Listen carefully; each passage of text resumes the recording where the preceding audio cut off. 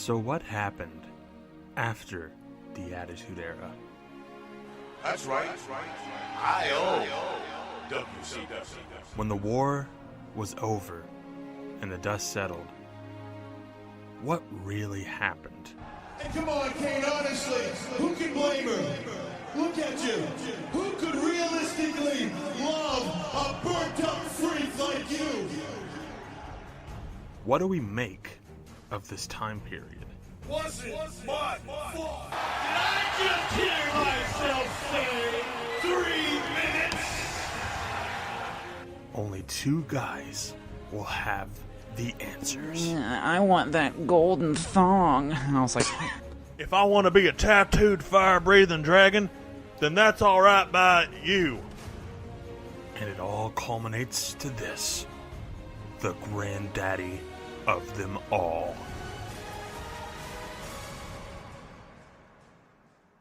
Ruthless aggression. Make sure to tune into the Ruthless Aggression podcast, starring me, myself, Levi, and my good buddy Kyle. Find us on anchor.fm/ruthlesspod and anywhere you can find your podcast. Hey, yo, Josh, let me get a little bit of reverb.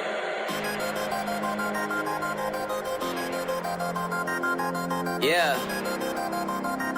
J. Will. Yeah, I'm about that lifestyle. I talk green work, repping it all over. It's right on the t-shirt. Fan for a lifetime. Yeah, that's a long pass. Figure I would show some love right on the podcast. Turn this up loud and make sure you don't do nothing else. Cause if you're listening to us, then you're improving your health. My name is Jay Will. Welcome to the show, yeah. Wrestle, flow, flow, flow, yeah.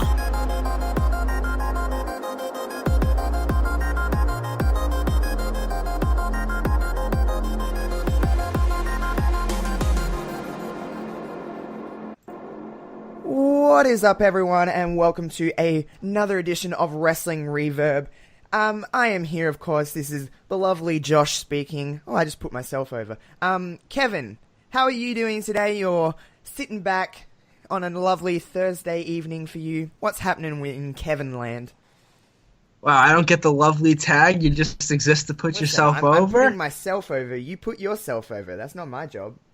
All right, I think I'm pretty lovely. So the lovely Kevin is sitting here. You know, it's a pretty good Thursday. It's been raining all day, so that's no good. But I've been inside just watching a lot of basketball. But I'm ready to take a break and talk some wrestling. Yeah, we got a really special guest today. Now it's tradition around here. I've said it from day one of Wrestling Reverb. It is tradition around here to let my guests who've never been on the show before introduce themselves, to put themselves way over, really shoot it out of the park here. So take it away, our special guest.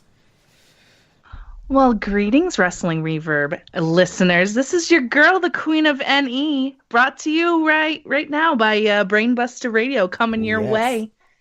April 3rd, my show, Queen's Court and Mania Week. For everyone else, get ready, baby. Yeah, we are all very excited as a Brainbuster family member right here. Queen is a lovely lady that you've probably seen her around on Twitter, tweeting up some stuff during some wrestling shows. We've been chatting back and forth. Obviously, we've been chatting for a little while now because for the longest time we couldn't talk about Brainbuster Radio. So it's nice to be able to be like a couple of weeks in after the announcement and be able to just openly talk about Brainbuster as we edge closer to Mania Week. While we're on the topic of Brainbuster, how did Brainbuster come about for you, Queen, and what's your excitement level for it now? Well, yeah, you're so right. We couldn't talk about it. It was like super low key. And we're all like texting each other, messaging like, okay, like when's the announcement coming? So we can get this out in the open, So I know Wilford watches, and I met him through the Twitterverse. And I am on another show called DYWTSB, the Did You Write This Stuff Bro podcast. And I've never had my own show before. And Wilf approached me and said, I'm going to start this collective. I want you on it. What do you think? And I was like, dude, hell yeah. I'm so in. And I kind of had this idea, swimming in my brain for Queen's Court for a while. But I hadn't pulled the trigger. I wasn't really sure like where I wanted to go or how I wanted to be presented. And then here's Wilf, and here we are right now. So it's pretty cool. Yeah. For those that don't know, and just to kind of recap me and Kevin, what is the premise of Queen's Court? What would you say if you had to, give listeners a little sample of what Queen's Court would be? How would you explain Queen's Court to all of us? Sure. So Queen's Court's going to be an in-depth critical analysis conversation about all topics in wrestling. I love WWE. I watch a lot of other promotions, New Japan, Ring of Honor. I'm getting into Stardom. Thanks a lot, JPQ, for that one. He's always telling me to watch Stardom, so he's telling me as well. I know. It'll get you soon, buddy. It'll get you soon. And I'm starting to get into some more things as well. And it's going to be a really interactive and collaborative show as well. I've started this whole idea that I'm going to have a segment called Holding Court with Queen. And I'm going to, bring you a topic, whatever it might be. It could be an analysis. It could be a review of a match. It could be a general topic in wrestling, about wrestling, either a specific promotion or just in general. And then I'm going to ask for the listeners, who I've dubbed Queen's Courtiers, to send me in their questions, their thoughts, even voicemails, so they can be played on my show. And then I'll interact with them in that way. The biggest thing for me is we have this amazing wrestling community around us.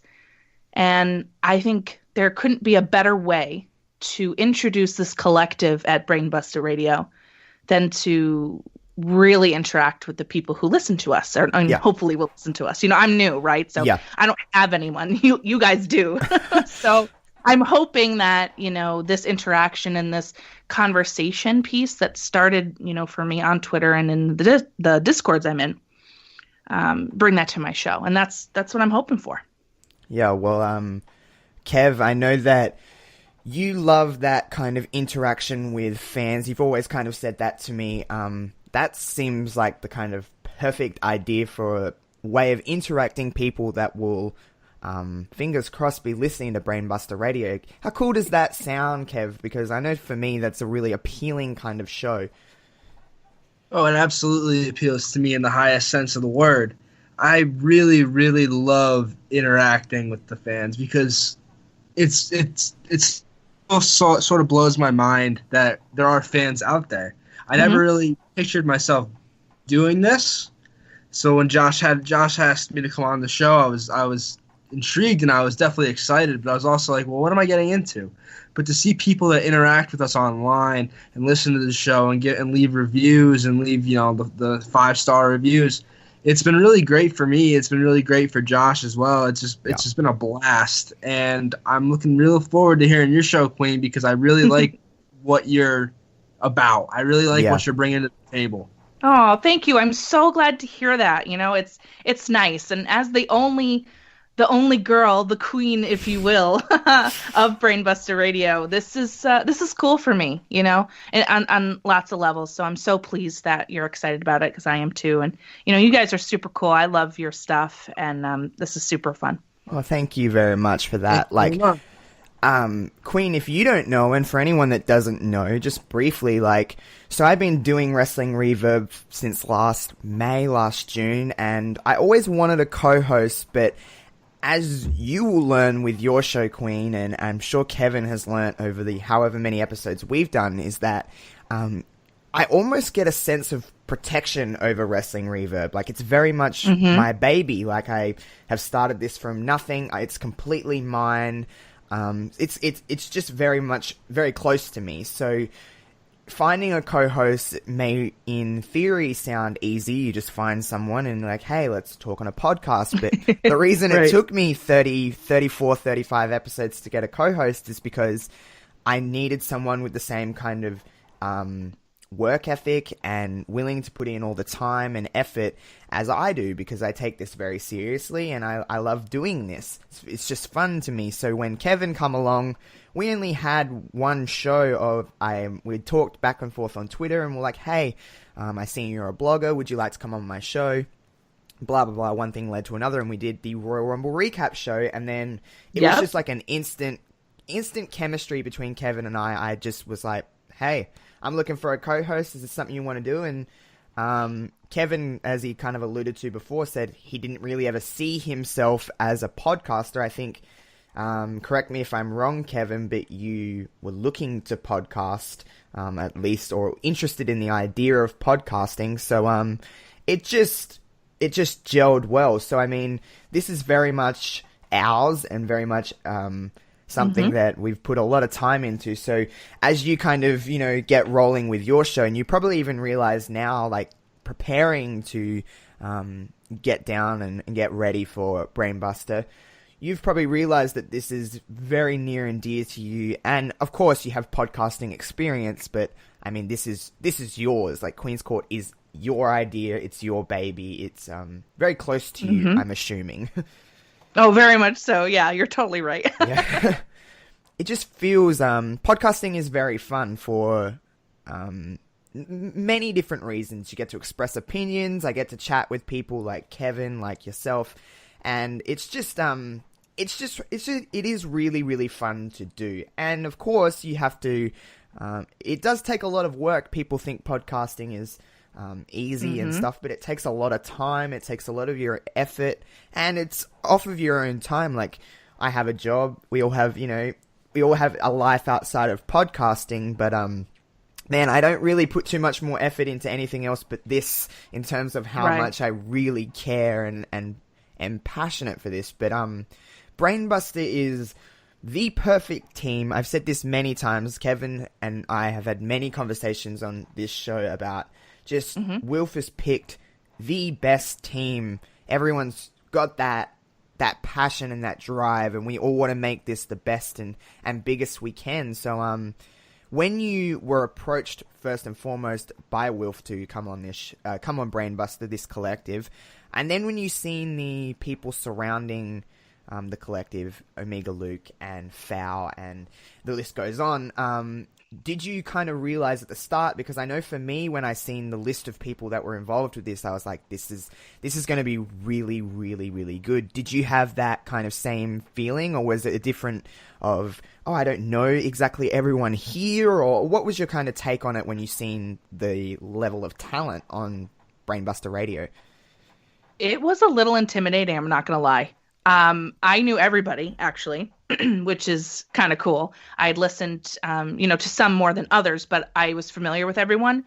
And the level of talent, like, I'm not even being biased, I'm just being straight up. The level of talent that is on Brainbuster Radio is unbelievable. The quality of shows that these individuals put out, the quality in content, the quality in sound, the quality in conversation and analysis and fun.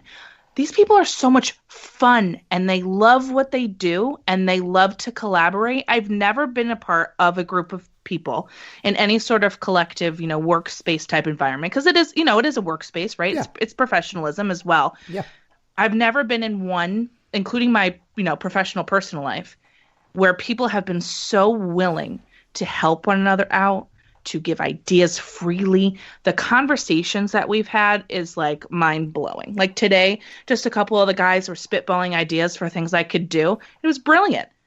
And I felt so honored that Wilf would even ask me, really a nobody. I don't have anything of my own. I've, barely done in the podcast world. And the faith that he put in me was really humbling. And I just was so excited that he, believes in me enough that he asked me without my solo show, without anything else, to come on here, and share my voice and share my show that I have, and share, everything with the people that are hopefully going to be listening, and, and with everybody in Brainbuster too. I get to interact and collaborate and have a good time. Like right now, if it wasn't for Wilf and if it wasn't for Brainbuster Radio, I don't know that we would have had this moment that we're having right now. We probably wouldn't have. It's just not something that would have happened. Obviously, we've got more comfortable with each other just through group chats and DMs and interacting on Twitter. Like, you've now become my, Raw and SmackDown Twitter buddy, because I know you're always tweeting about it and stuff like that, so I can always interact with someone, because sometimes you put out a tweet and it's easy to get lost in the shuffle. You know, millions of people are watching Raw and SmackDown every week. It just gets lost in the shuffle. And you're just doing other things, but now I know I go to Queen and she's watching SmackDown and we can argue about Lacey Evans. Yes, we can. It gets my argumentative side out and I'm fine. Right. Listen, you can ask Kevin how much I talk about Lacey Evans, because he'll tell you how much I talk about Lacey Evans. It's a lot. It's a lot. Oh, no. Wait till that girl wrestles a match. I'm never going to shut up about her. Anyway, what I wanted to kind of, I've been in the day, I don't even know when it was when I DM'd you, Queen. It might have been Monday or Tuesday. I don't know when it was, but whenever I did, I was like, okay, I want to have Queen on here and we're going to talk about some, first and foremost, of course, what's our main love? It's professional wrestling. We're going to talk about wrestling, of course. And then we're going to dive into some other topics a little later in the show. But first thing I want to talk to you about, Queen, is WrestleMania is obviously 2 weeks away, 2.5 weeks away. We're nearing close to the big day. In a short little brief kind of message, how does WrestleMania feel to you? Oh man, what a question, dude. This is heavy. So, man, right now I am disappointed with how not excited I feel. Now, I'm going to caveat that by saying, of course I'm excited. It's WrestleMania weekend. It's the biggest weekend in wrestling. That goes without saying. But for what's being presented on the card and the storylines that they continue to make more convoluted, in my opinion, than necessary, it's giving me pause and making me go, okay, well, what's actually happening here? And there's a couple of matches I'm not excited for. And I'm hoping that over the next 2 weeks, things change. That's actually fair. Kev, now that we're kind of on it, how's your level of excitement going into WrestleMania? Yeah, I kind of find myself aligning with Queen's view here that I could definitely be more excited. Mm-hmm. I don't know. There's just a lot of... I'm excited for certain things. I'm excited for Batista Triple H because Batista's one of my favorite wrestlers. I'm excited for we don't have it confirmed, set in stone yet, but Kofi and Daniel Bryan, if it comes to pass. Very excited for that. But I don't know. Some of it just doesn't feel like it's really measuring up to WrestleMania's past for me. And I'm hoping that I'm pleasantly surprised by the show. I mean, yeah, this is how I describe... I was thinking about this the last couple of days. Like, you through YouTube or whatever it is, you see WrestleMania ads and, WrestleMania is in 2 weeks. It doesn't feel like WrestleMania season this year. In some elements it does, like with the Triple Threat Raw Women's Championship match and Kofi Kingston and Brock Lesnar. I mean, that feels like Mania. But outside of the 3 or 4 matches that really feel big, the others are just kind of almost to a sense thrown together. Not everything, but some of it is just kind of there. Like Rey and Samoa Joe, and not saying that these matches will be bad, because honestly all the matches that are announced will probably all be really good. It's just more so of the sense that the execution I think will be fine at WrestleMania, but the build has been a little rough. And this kind of goes back to what me and Kevin have been talking about since Royal Rumble, is that these last 2 pay-per-views, especially Fastlane, have been almost unnecessary to have, because, I mean, you need a long build for WrestleMania. It wouldn't bother me if there was 6 or 7 weeks between Chamber and WrestleMania, so then you can have a nice long build and we wouldn't be in this mess, because, we would have already had 4 weeks of television to kind of sink our teeth into and be, okay, this is why Rey and Samoa Joe is happening. Let's get them a story, or whatever it may be. Like, next week on SmackDown, there's going to be a Fatal 4-Way match for the number 1 contendership to the SmackDown Women's Championship, and that leaves, literally, after someone wins, a week's build to build a title match. So, I mean, that's a shame. So there's just some things that are just very much rushed. But, I mean... Mm-hmm. The execution will probably be great. And it's WrestleMania, no matter what. Once we're watching WrestleMania, and once we're, in WrestleMania week, I'm sure it will feel like WrestleMania. But, I mean, I'm agreeing with both of you guys in the sense that it almost just doesn't feel like WrestleMania time. Yeah, and I wonder about what you guys think and your take on this. So the whole Asuka title run. Okay, I love Asuka. She's one of my favorite female wrestlers. In the treatment and booking that she's been getting, I don't understand it. I really I don't. And the fact that they moved Charlotte and Becky to Raw, like, okay, I get that. But what does that leave for Asuka on SmackDown to build somebody, right? I don't really think that they're building Mandy Rose properly if that's the one they're going to try to go with. And the rest of that's in that match that's happening next Tuesday. I'm not really sure how I feel about that either. And a side note, where's Nikki Cross and why is she not involved? That's my question for you.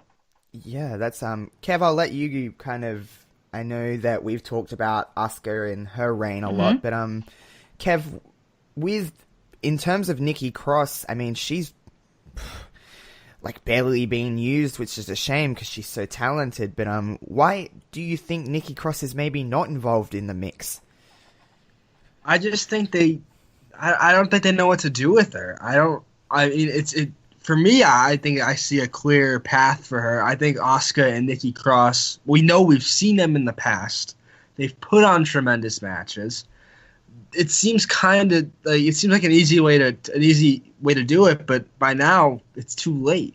Obviously, there's not enough time to really build Nikki Cross for WrestleMania because they haven't built any of those. They really haven't done anything with any of the that first initial round of NXT call-ups, with the exception of probably Lacey Evans, and even her, she's not wrestling much. Nikki Cross has become a complete afterthought, and that's a shame because she's so talented. Yeah, she is. She really is a talented girl. She really is very, very good. I think she does the quote-unquote crazy gimmick probably better than a lot of others. She's definitely in the top tier of that character, and she's great in the ring. And not only that, we've seen her and Asuka mix it up in NXT, and they've knocked it out of the park multiple times. So, I mean, it's not like they have to worry about, can these two work, especially at WrestleMania. We've seen their track record. They have that last woman standing match they had in NXT was killer. It absolutely Stellar. Was just amazing match. So it's not like these two girls can't work. But I don't mean this in a biased way at all. But why isn't Lacey involved? Why isn't Nikki involved in these situations instead of going? Because when you look at the four, Asuka's worked with all of those girls before. She's worked with Mandy, obviously, at Fastlane. She's worked with Sonya briefly, but I mean, they have worked. Her and Naomi have worked, and Carmella and Asuka have worked countless times. So, I mean, there's nothing really fresh about those four. Now, I don't think one person will be winning this match. I think Mandy and Sonya are probably going to get some kind of a double pin, and it's going to end up being a triple threat match. But that's another thing that me and Kevin have been so adamant about, is the fact that WWE really don't like to book one-on-one matches at WrestleMania. It's literally about getting everyone on the card. But that's what the Battle Royals, in my mind, are there for, is to make sure everyone gets on the card, and then you can adjust your card, accordingly, and put whoever you want to get on Mania in those two Battle Royals. But you've got a Raw Women's Championship triple threat, and then it's not official yet. This is just me assuming. It looks like we could be leaning towards a triple threat for the SmackDown Women's title. I know Kevin has kind of agreed with me on this, is that he likes more one-on-one matches. Is that right, Kevin?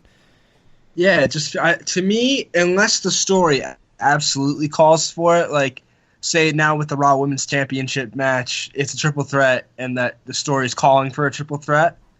But when you just cobble stuff together to put people on the card, and it takes away some of the meaning for me. Yeah, I agree. Queen, how do you feel about WWE booking a lot of multi-person matches when it comes to WrestleMania? Yeah, I'm kind of with Kevin there. I don't think everything has to be a triple threat.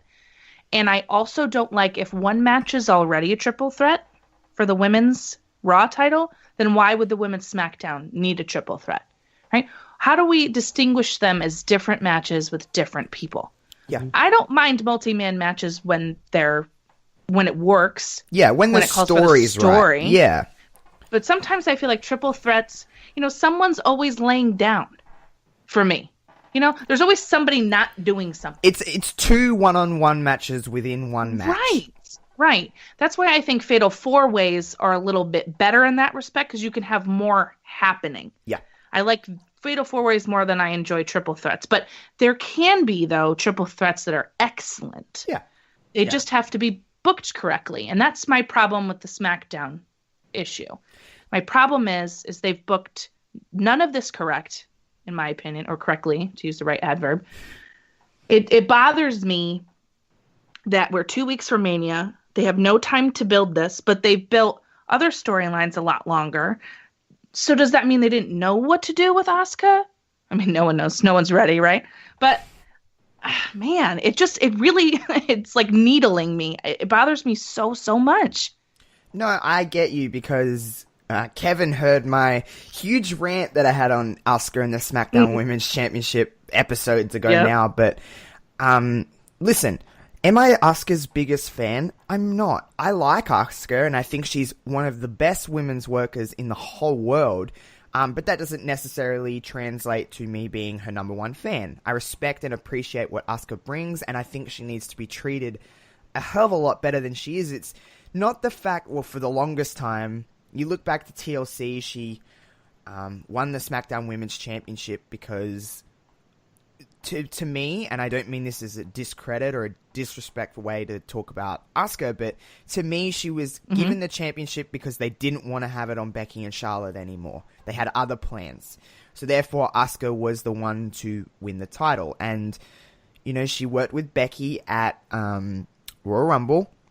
They had a fantastic match, in my opinion. Yep. And then she was kind of just off of television, while Becky and Charlotte were thrusted into the Raw Women's Championship picture. Here is if there's any downside to Becky being so great, and Charlotte, of course, being, great as well. But if there's any downside to this, is that they invested so much time on SmackDown to Charlotte and Becky that they almost forgot that there was a division below them. And they didn't book anybody else strong. They didn't really have any other stories going for the longest time other than Charlotte and Becky. So their problem was they had Asuka maybe just a step below Becky and Charlotte, and then everybody else was way below that, and there was no one, I don't mean this with the pun, but no one was ready for Asuka. No one was there ready.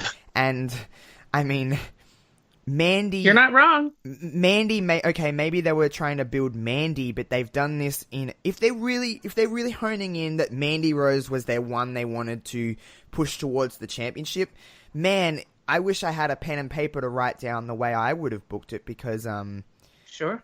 I mean, I'm not saying I'm a great booker, and I'm not on the creative team. I don't know how hard that would be. I'm assuming it'd be a very hard job.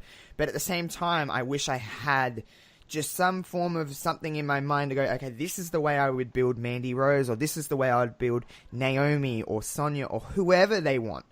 But you can, I think, in my opinion, you can build nearly anybody, unless they've been completely, torn down. But you can build nearly anyone from nothing to make them something if you just give it the right amount of time. 2 weeks is not the right amount of time to build someone towards the SmackDown Women's Championship. If they, they build the women's division as its equal playing field, the SmackDown Women's Championship is the same as the WWE Championship.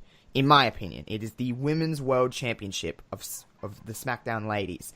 Therefore, it's on the equivalent of the Men's Championship. And that title has gotten, obviously, a big story with Kofi and Bryan, and they've got a lot of build to that story, but Asuka's been kind of left out in the dirt. And she deserves so much more than that. She didn't have a however long day streak and, was undefeated in NXT as the women's champion for nothing. So, I mean, I get where you are coming from, Kevin. I get where you are coming from, Queen, in the sense that Asuka deserves way, way more than what she's getting. But outside of the SmackDown Women's Championship and, like I said, the state of the main championships, on the undercard of things, what's kind of doing your interest the most? What's kind of getting you? I'll start with you, Kevin. What's kind of grabbing your attention other than, the main kind of championships? Even it hasn't been officially announced, even if we're just building towards it. But what's kind of really standing out for you on Mania's card, if anything, outside of the main matches? Well, I alluded to this before earlier in the show, and I'm still gonna stick with it. Batista and Triple H for me. I'm a bit of a heavy guy when it comes to nostalgia. I sort of like that sort of thing. I know a lot of people don't go for it, and that's fine. But I'm someone who's always liked to see some of the old stars mix it up one last time or two. That's fair. And Batista, like I mentioned, is one of my favorite wrestlers growing up. Still love the guy. Love Triple H. They've had good matches in the past. Obviously, that was 10, 12 years ago. But I think they have enough left in the tank for one more good match, even if they have to lean sort of on a nostalgia factor. Yeah, I'm excited for that. I don't mind. I don't like when everything's nostalgia, but one or two matches at Mania, I mean, it fits on the card. It's WrestleMania. You have to get every fan involved, because this is the biggest show of WWE's calendar year. There is nothing bigger than WrestleMania, so you have to get every form of fan involved, and that has the nostalgia element, that has the, not in a big sense of the word, but has the hardcore element with no holds barred. So, I mean, that captures the older fan that may be watching just at WrestleMania time. Queen, throwing that question at you, what's kind of grabbing your attention at WrestleMania? I'm really pumped for Triple H's entrance this year. Triple H's entrances are always great at Mania. Right? It's always something special, so I'm really ready for that. I'm a big entrance girl, so like the Royal Rumble is one of my favorite pay-per-views, obvious reasons. So, but beyond that, I think AJ Styles Randy Orton is going to be a sleeper. I think people aren't expecting it to be good, and it's going to be great. Yeah. AJ Styles is the freaking man. His career is the coolest to go back and like look at, and seeing him in WWE. When he ever debuted at the Royal Rumble, I almost lost my shit. I was staring at the screen. I was freaking out. I was punching my husband in the arm. I'm like, "Do you know who that is? Do you know who that is?" And he's like, "No, I don't." I was the same. My friend that just happened to be at my house when WrestleMania was on, me and my sister are big pro wrestling fans, but this guy was like, he knew what wrestling was, but he didn't know who AJ Styles was. I was jumping up and down, like shaking him. I'm like, "Yo, do you know who that is?" He's like, "I have no clue who that is." And I'm like, "What?" And I was just like pacing and running around the room. Like, that was such a cool moment. It was such a cool moment, and he's so talented. And, Randy Orton gets a lot of shit, but Randy Orton's freaking cool. He just is. And I loved his Legend Killer thing. Randy Orton had a bad match. Sorry to interrupt, but when was the last 100% time? right. You're 100% he doesn't right. have bad match. I'm not saying he has like the most amazing, incredible matches ever, but he is consistently has good matches. I agree. I'm ready for them. I've always liked Randy Orton, especially when he was Legend Killer. That whole vibe was really cool. I didn't really care for his whole Bray Wyatt shtick thing. Oh, no. But that was terrible. But Randy's arrogance and his swagger, his vibe with AJ Styles, they're going to put on a good show. So that one, I'm looking forward to that. Yeah. For me, I don't know if Kevin's know what I'm going to say, but I've been so involved in the Miz and Shane McMahon's storyline. I knew you were going to say that. Oh, no. Yeah, I think this story has been so well told. It's been, people are quick to judge WWE for not having long-winded stories. Everything's rushed. But essentially, this has been building since November, since Crown Jewel or whatever it was when Shane and Miz had that thing with the World Cup. And essentially, this has been building since then. They haven't rushed anything. They've done everything kind of right in the sense of a simple, well-told story. am involved in this story. I don't think it's going to be the most amazing match at WrestleMania. I don't think that at all. But Shane McMahon always gives 110%. The same with The Miz. They want to make the most out of this match, the most out of this story. Did I think that this was going to be a heel Shane McMahon versus a face Miz? Hell no. And did I really agree with it at Fastlane? Not really, but this week on SmackDown, Miz cut a fantastic promo. Sometimes I think we sleep on The Miz sometimes because we sometimes forget how good he can talk. And honestly, sometimes we get how good he's become in the ring. He's head and shoulders different than what he was 10 years ago. That promo this week on SmackDown was just 100% perfection in my eyes. So I'm excited for that story. I just want to see that come to fruition and Miz get a nice win. And it's just something that I'm looking forward to. I guess that's the beauty about wrestling. I've said this many times. I guess this could become my tagline, but wrestling is subjective. It's got something for everybody. You know, you've got Kevin liking Batista and Triple H. You've got you like Queen liking AJ and Randy. You got me liking Miz and Shane. They're all three very different stories. They're going to be three different matches in terms of what they do bell to bell. So I mean, that's the beauty of wrestling. I guess I just really love the fact that wrestling has something for everybody. I think that's why it's one of the best forms of entertainment there is.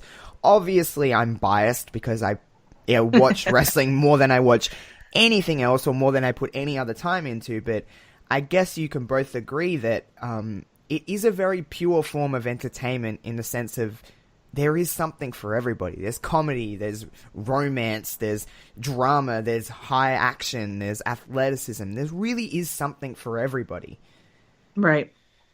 And I guess this was kind of leans into, I mean, we're going to get here eventually anyway, but, you know, we all have different opinions. We all respectfully talk about our opinions and we all, you know, understand why or why not or whatever it may be. But the internet has certainly become a big thing that many people have discussed over time with wrestling or with anything. The internet is just its own entity. And social media especially is a place that can have a lot of good, it can have a lot of bad. There's pros and cons to everything in this world, but social media is its own thing. We've all had interactions with people, good or bad. Now, within terms of wrestling, obviously, like I said, wrestling is subjective. It's very opinion-based. It has something for everybody, but I guess where the con comes in for this is that some people will not take anyone else's opinion but their own, and it can get pretty nasty out there, especially when you're sitting behind a screen, a keyboard, whatever it may be.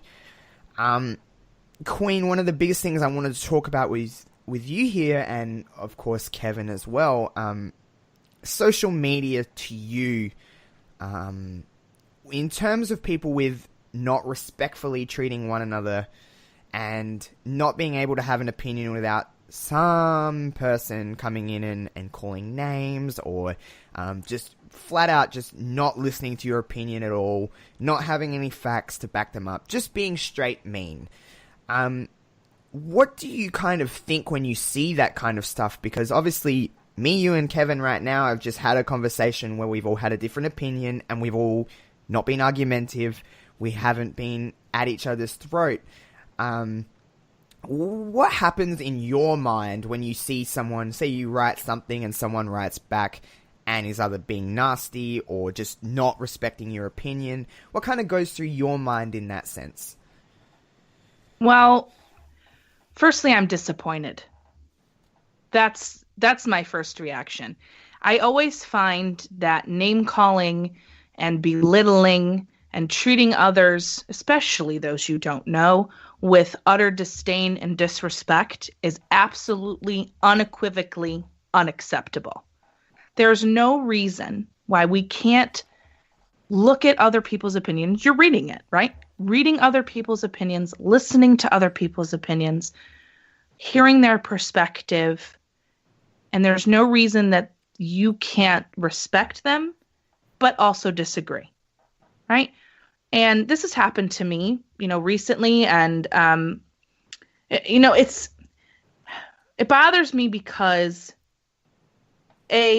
facts need to be brought in, right? If you're going to have an intellectual conversation with somebody, you should, know what you're talking about and be able to back up your opinion. That's just regardless, normal speaking, right? Normal conversations. You want to be knowledgeable about what you're going to bring up.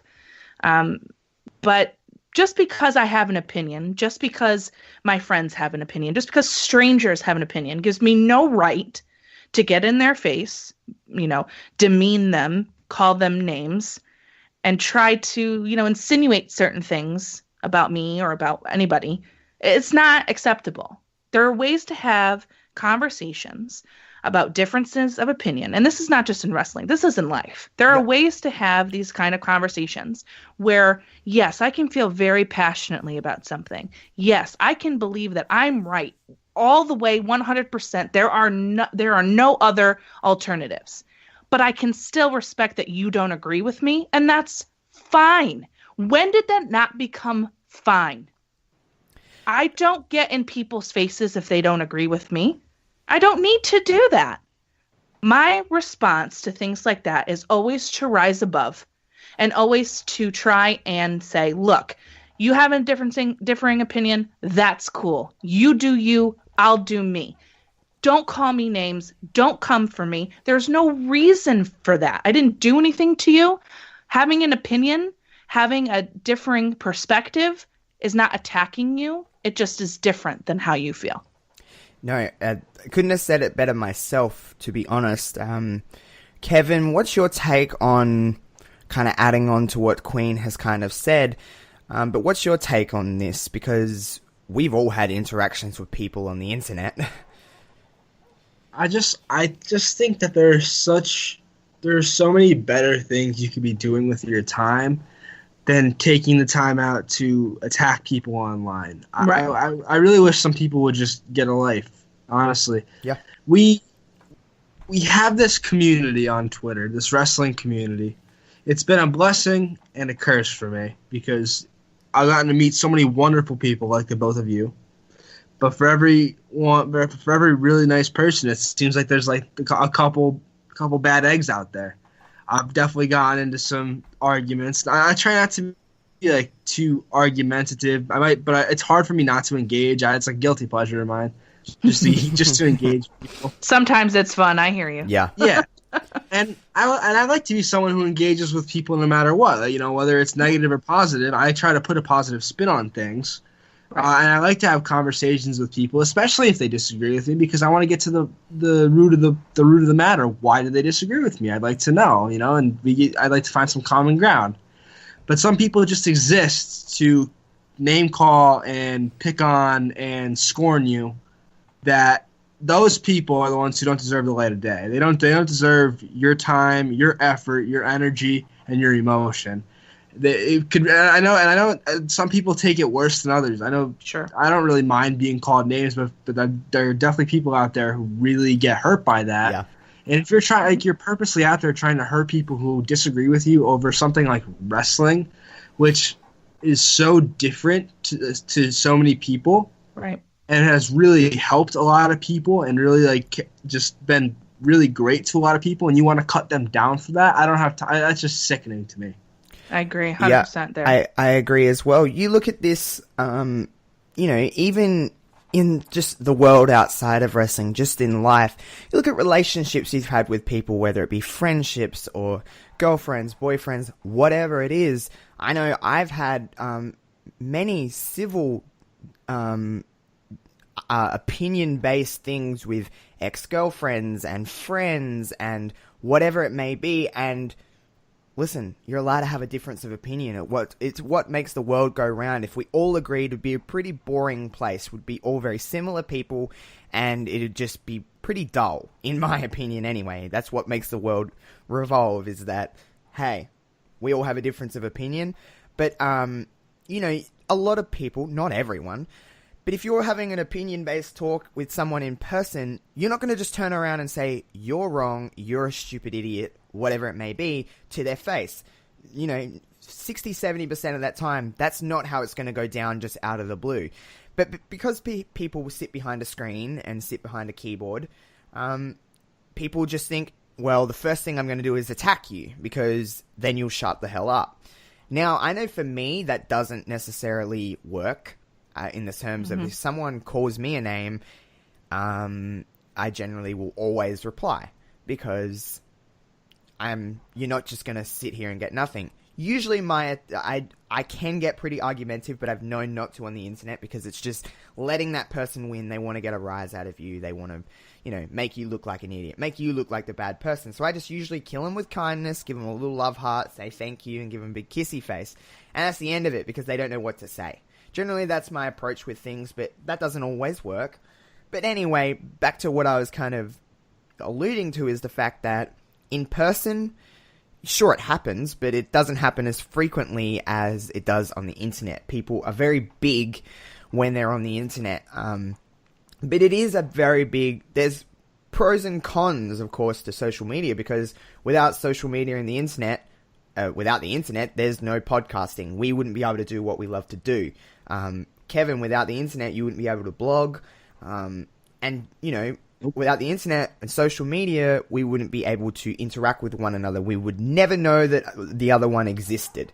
So, I mean, obviously, there's huge, big pros to the internet and social media, but I guess it's just finding that balance, because wherever there's good, there's also going to be bad. It is natural in life. But, I mean, I know for the most part, I love interacting with people on social media because, like I said, if there's bad, there's also good there. There is people that just generally want to chat, generally want to, stroke your ego because sometimes it's nice. Hey, listen, I can listen to people talk about me all day. I love it. Okay, that's all right.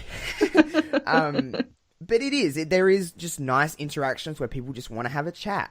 And obviously, our feeds is full of wrestling. So who doesn't love to talk about wrestling? I know I could talk about that 24/7.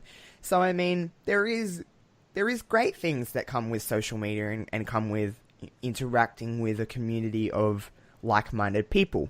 But you're always going to get the bad. And I know, like you said before, Queen, you had a brief interaction with someone this week that just kind of made me want to kind of talk about this in a general sense. But I know that the way you handled it, I know that I kind of said my bit as well, just to be like, hey, just maybe stop name calling and it's okay to have a difference of opinion. And I was just trying to put it in my kind of terms. I know that you said to me, like, this was fine and whatever, but this is coming from a person that I did not agree with you in the sense of what you were actually arguing about with this guy.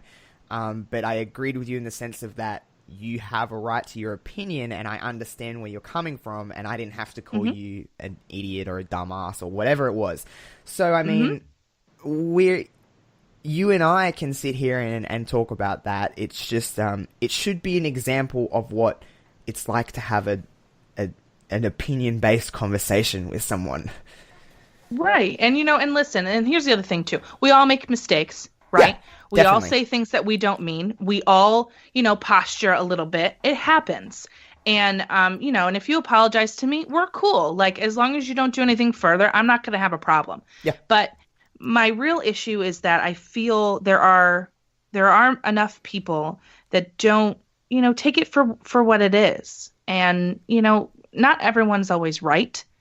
Not everyone is going to agree with you, and that is okay. It's okay. Really, it is. I promise you, you'll wake up tomorrow and you'll be fine. That's what I think is my biggest takeaway from that. I enjoy, Mag said it best when he posted about this type of discussion. There's nothing more that we enjoy when we interact with people. Obviously, we're here, we're podcasting. We love this kind of stuff. Yeah.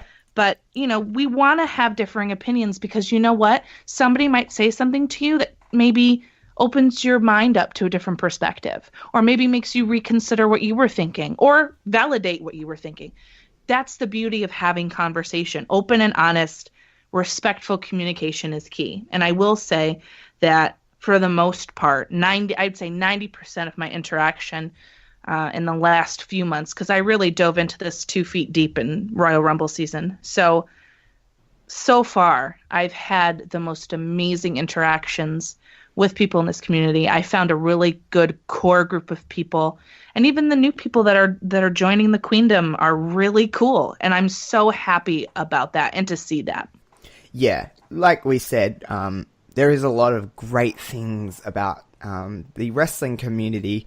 I mean, we're well deep in the wrestling community now, so I mean, I've had many conversations with many different people, and it's just been, for the most part, mainly positive. So that's a good thing. Right. Another thing I did want to bring up, and it's great to have. I wanted to have a female perspective on this because it's easier for Kevin and I to talk about this, but we're never going to experience it in the sense of what maybe you have, or if you haven't, whatever it may be. But in wrestling, I mean, in the last few years, especially in WWE land, in the mainstream wrestling world, women have been getting equal opportunities or more opportunities to shine and be equal to their male counterparts, which is something that I've clamored for so long, as being a fan of how long I've been a fan of wrestling for. I've always had my eye on the women's division. I've always wanted more for it. I always wanted them to be the main event, and so on and so forth. So, I mean, this is fantastic for me. But in this day and age, in 2019, when you look at, as much as there's equality within, not just in wrestling, but in the world, we're in a better place than we were maybe 15, 20 years ago. But there still is a level of sexism in the world. In my eyes, I think there still is. Some people do not treat women and men on the same equal level playing field. And that is a shame. I've always been one for equality of, no matter who you are, we all should be treated on an equal playing field and judged based on who you are as a person, not who you are as a gender or a race or a religion, whatever it may be. In your kind of time, I know wrestling, as much as it is, I think it has come a long way in terms of equality and whatever. I still feel there is a sense of it is a male-dominated world. As much as, women have come into this more and more and more, which is absolutely incredible, I still feel like there is a sense of there's something lording over it, that someone is always saying this is a male-dominated industry. I don't personally believe that, but there is people out there that still say that. In your kind of experience as a fan, and as you're getting into podcasting and interacting with the wrestling community, have you ever experienced any level of sexism towards you, or any time have you ever seen it in the wrestling world? Yeah. Okay. So let's start with the wrestling world. So when I was growing up in, the 90s, some of the women's matches that I saw, and I'm going to exclude China from this because this is a different thing. They were all like the bra and panty matches or pillow fights. And I'm sitting here thinking to myself, why am I watching this? Right. I was 13 years old, and I remember it clear as day, watching this on TV and going, why is this happening? Why aren't the guys out there throwing their boxer shorts around? Like, why is it always the girls? And like, listen, I knew back then and I know now, sex sells. I get it. Yeah. We all get it. Okay, good for you. That's wonderful. And there's a degree and a way that you can still use sex to sell without doing shit like that. Yeah. No, I agree with you. It discredits the women and puts them in a sex symbol, valet, only good to support their male counterpart vibe and situation. Thinking about what's happening right now, we're in WrestleMania 35 in 2 weeks. That is 35 WrestleManias. And this is really the first time on a widespread scale that there's a strong possibility that women, credible, amazing, talented wrestling women are going to main event WrestleMania. That blows my mind, because the women that came before them, talented in the ring, on the mic, whatever they were. Some of them, more so than others, but still, why is this where we're at now? Why did it take so long? I guess is always my thought process on that, and thinking about the women's revolution and evolution and, changing a couple years ago from divas to superstars, I think was a really good move. Yeah. And that kind of solidified, okay, we're going to start playing games the right way. And this is just in WWE, because there are other promotions that have been doing women's wrestling on a large scale in big matches all over the place for a very long time. And intergender wrestling matches as well. And what I feel like people don't get with that is they're agreeing to do this, right? They're not putting themselves in serious harm's way just because they're a woman. They're agreeing to be in this match, right? Everybody had a problem with Nia Jax coming out in the Rumble, and I'm not a Nia Jax fan, and I could go on a rant for a while with that, but they didn't like that she was like giving shots to guys. Did everybody forget about Beth Phoenix? Yeah. What about Chyna? What is the problem here? I guess is I still have yet to figure it out. But in terms of me personally, I haven't really gotten too many shots, but I will say I've had a lot of comments from people like, oh, wow, you actually know a lot about wrestling. That's really interesting to me. I'm like, oh, why? Why is that? They're surprised that as a woman, I know a lot of things about wrestling, and I don't understand that. But I guess it's because they're so used to having men to discuss it with and not women. So I haven't experienced too much, a little bit, but for the most part, it's been mostly surprise. So yeah, Kevin and I obviously have, while we both understand and everything like that, we've never obviously experienced that. We're not females. We're never going to experience those kind of comments or those kind of things. Kevin, in your just kind of, as much as you can with your experience with wrestling and just the wrestling community, what is your take on sexism in wrestling, and have you ever seen it at all play out in your kind of, from your eyes anyway? Well, I think that sexism is pretty prevalent in wrestling even still. Mm-hmm. Oh yeah. You got to look. You made a point there, Queen, where this is like the first WrestleMania and 35 tries where we have women that are credible enough, capable enough, and talented enough to main event, and that the writing has been behind them for the first time in 35 years too. Because obviously, you go back, women being on WrestleMania at all isn't that. It's still kind of new of an idea. Mm-hmm. Like they as just like 10 years ago, you didn't have women really on WrestleMania at all. If they did, they're like you said, they were probably having a bra and panties match or a pillow fight or something. Defending the title at WrestleMania is sort of a new concept, and it's just wild to me because we've seen talented competitors come through, not just in the last 3 or 4 years, but over the last 30 years. We've seen talented female competitors come through WWE, and they just hadn't been given the time of day until just recently. Now, I think I'd even take it a step further, is that's not just in wrestling where people are like, oh, wow, women are getting these shots, that surprises them.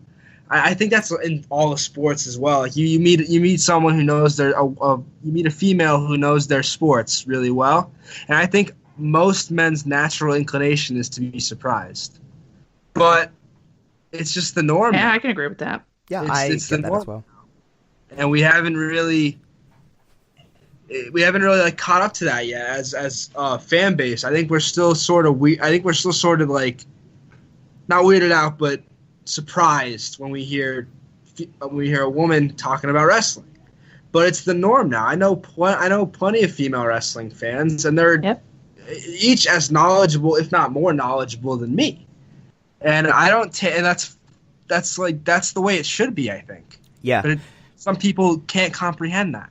Mm-hmm. No, I agree with you completely. I think for me, the reason I never thought about it is because I've grown up with a sister that watched wrestling as much as I did. Well, at least more towards her teenage years, she got into it as much as I have. So for me, it was never weird, quote unquote, to see a female wrestling fan knowing her shit about wrestling. I don't base it on gender. I base it on person to person. And if you happen to know more about wrestling than me, then go for it, please. I wanna interact with you. It's person to person. There's never been gender for me in life has never been a big.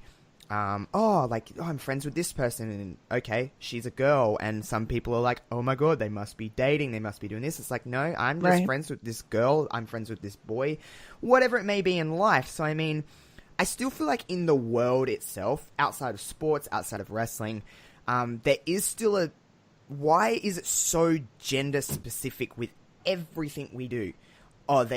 Instead of saying, especially with women get this a lot, and it irks me, let's talk about it in the wrestling world, but that was a great women's match. They don't say to the men that was a great men's match. They say that was a great match. I think the next kind of evolving and the next step in this women's evolution would be to take away the fact of our thinking of going, that was a fantastic women's match. That is a woman main eventing a show to, that was a fantastic match. This deserves to be the main event. And there's no gender involved. You could be talking about men the same way you talk about women. That to me is true equality within the wrestling world, is getting them on the same level. Like I said before, the women's championships are the equivalent of the Universal and WWE championships and should be treated as such.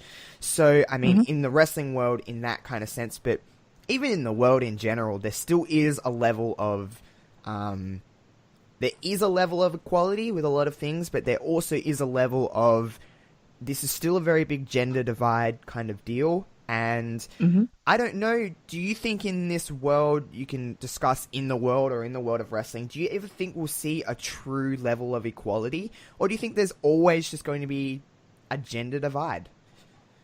That's a great question. You know, and that question and answer both have many, many, many layers. Yeah. You know, in my personal professional life, I experience it way more than I do, you know, in wrestling. And that's just been my experience so far, like I had shared with you earlier. But, you know, in the professional world and what I see in wrestling, you know, let me answer this in two ways. So the divide, I think, between gender has always been, and that's a society thing. You know, based on religious beliefs, societal standards and morals, expectations, culture, that all contributes to this. And, you know, the thing is women in the United States haven't even been allowed to vote for 100 years yet. Like, we're just approaching that. And when you think about that, it seems like women have been able to have a say forever, but really that's not the case. If you look at the grand scheme of countries, right, 100 years is nothing, you know, in the human existence. So the fact that, you know, things have changed, and they have, right, for the better in a lot of ways, but there's still, you know, expectations. And a conversation that I'm having in professional life as well as wrestling life is, you know, there are women wrestlers who want to step away and have families. And a lot of people, I feel like, have a negative connotation of that. Oh, well, you know, if she wants to do that, then wow, man, she's got to make a huge body comeback then, doesn't she? She's going to have to do a lot of work to get her back to where she used to be. It's not going to be the same after she has kids. We see that conversation happening on Total Bellas. You know, Brie Bella's talking about how insecure she feels and her body issues and things like that post having Birdie, and just how, you know, she's different. She looks different. She feels different. You know, and that's such an important conversation, because I feel like in the professional world too, it's, you know, oh, well, so-and-so is going to be out on maternity leave, and then she's going to come back after a while. We got to deal with that now. You know, there's such a negative thing that does not happen to guys. No, it just doesn't. It doesn't. Because you don't have that same experience, right? Yeah. But, and we can talk about that for a while. I'm just talking about in wrestling. You know, Ronda's been alluding to the fact that she wants to take a little break and start a family. And I've seen the most insane comments to that. Oh, me too. Insane. Yeah. And that blows my mind. Like, dude, we're the gender that has the baby. We have the biological parts to have the baby. I don't know what you want me to do here. Yeah. It's just, if you want to have children, this is what happens. You know, It's basic fucking biology. I don't understand why everybody loses their mind over this. And it's like, oh, well, she's not going to be the same. And oh, great, now she's going to go have kids, blah, blah. Oh, okay, what's wrong with that? And why is it always like up to the girl to like, well, she better get it together? Okay, well, what about guys? No, I completely understand and agree with you in every sense of the word because, you know, it's different for, this is why I want to have this conversation with you because I'm not a woman. I don't know what it's like to experience that kind of stuff. I never will. I will never have to experience those kind of comments towards me in a professional world, in whatever it may be. Like, I know we're kind of steering off the topic of wrestling, but hey, this is what we need to talk about. This is what we need to talk about. Something that you guys probably wouldn't, well, you may know, but you wouldn't have experienced not living here in Australia. But we had our first female Prime Minister in 2010. And that whole time, she was only Prime Minister for 3 years, I think, because there was a lot of issues with it. But anyway, in that time, I've never experienced in my life media being so sexist and that level of sexism in our country. I've never seen it. It was a lot of comments, like side comments. Oh, she's doing a good job for a woman. What is that such a backhanded compliment towards? It is. She is just a politician. She's in the government doing her job. But because she's a woman, oh, that was good for a woman. Or she did that because she's a woman. You don't say that he did that because he's a man. He's doing a good job for a man. Like, you don't say that. Therefore, the literal leader of Australia, the literal person that is in charge of our country, is being belittled.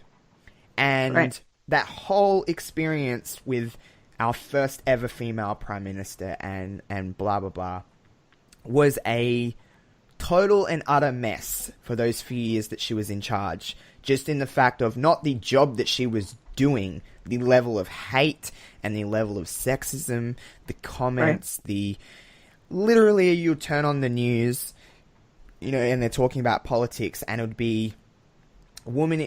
I remember the day that she became Prime Minister of Australia, and I know I'm going on a bit of a tangent here, but this is all leads back to wrestling. It does, yeah. I remember the headline. It said, "First female Prime Minister of Australia, can this work?" It's like, what does that even mean? The media is a huge issue with how women and how religion, race is perceived in our world. Of course, what do we all, for the most part of this world, we all see media. We all see some form of entertainment, some form of television broadcast, some form of news outlet.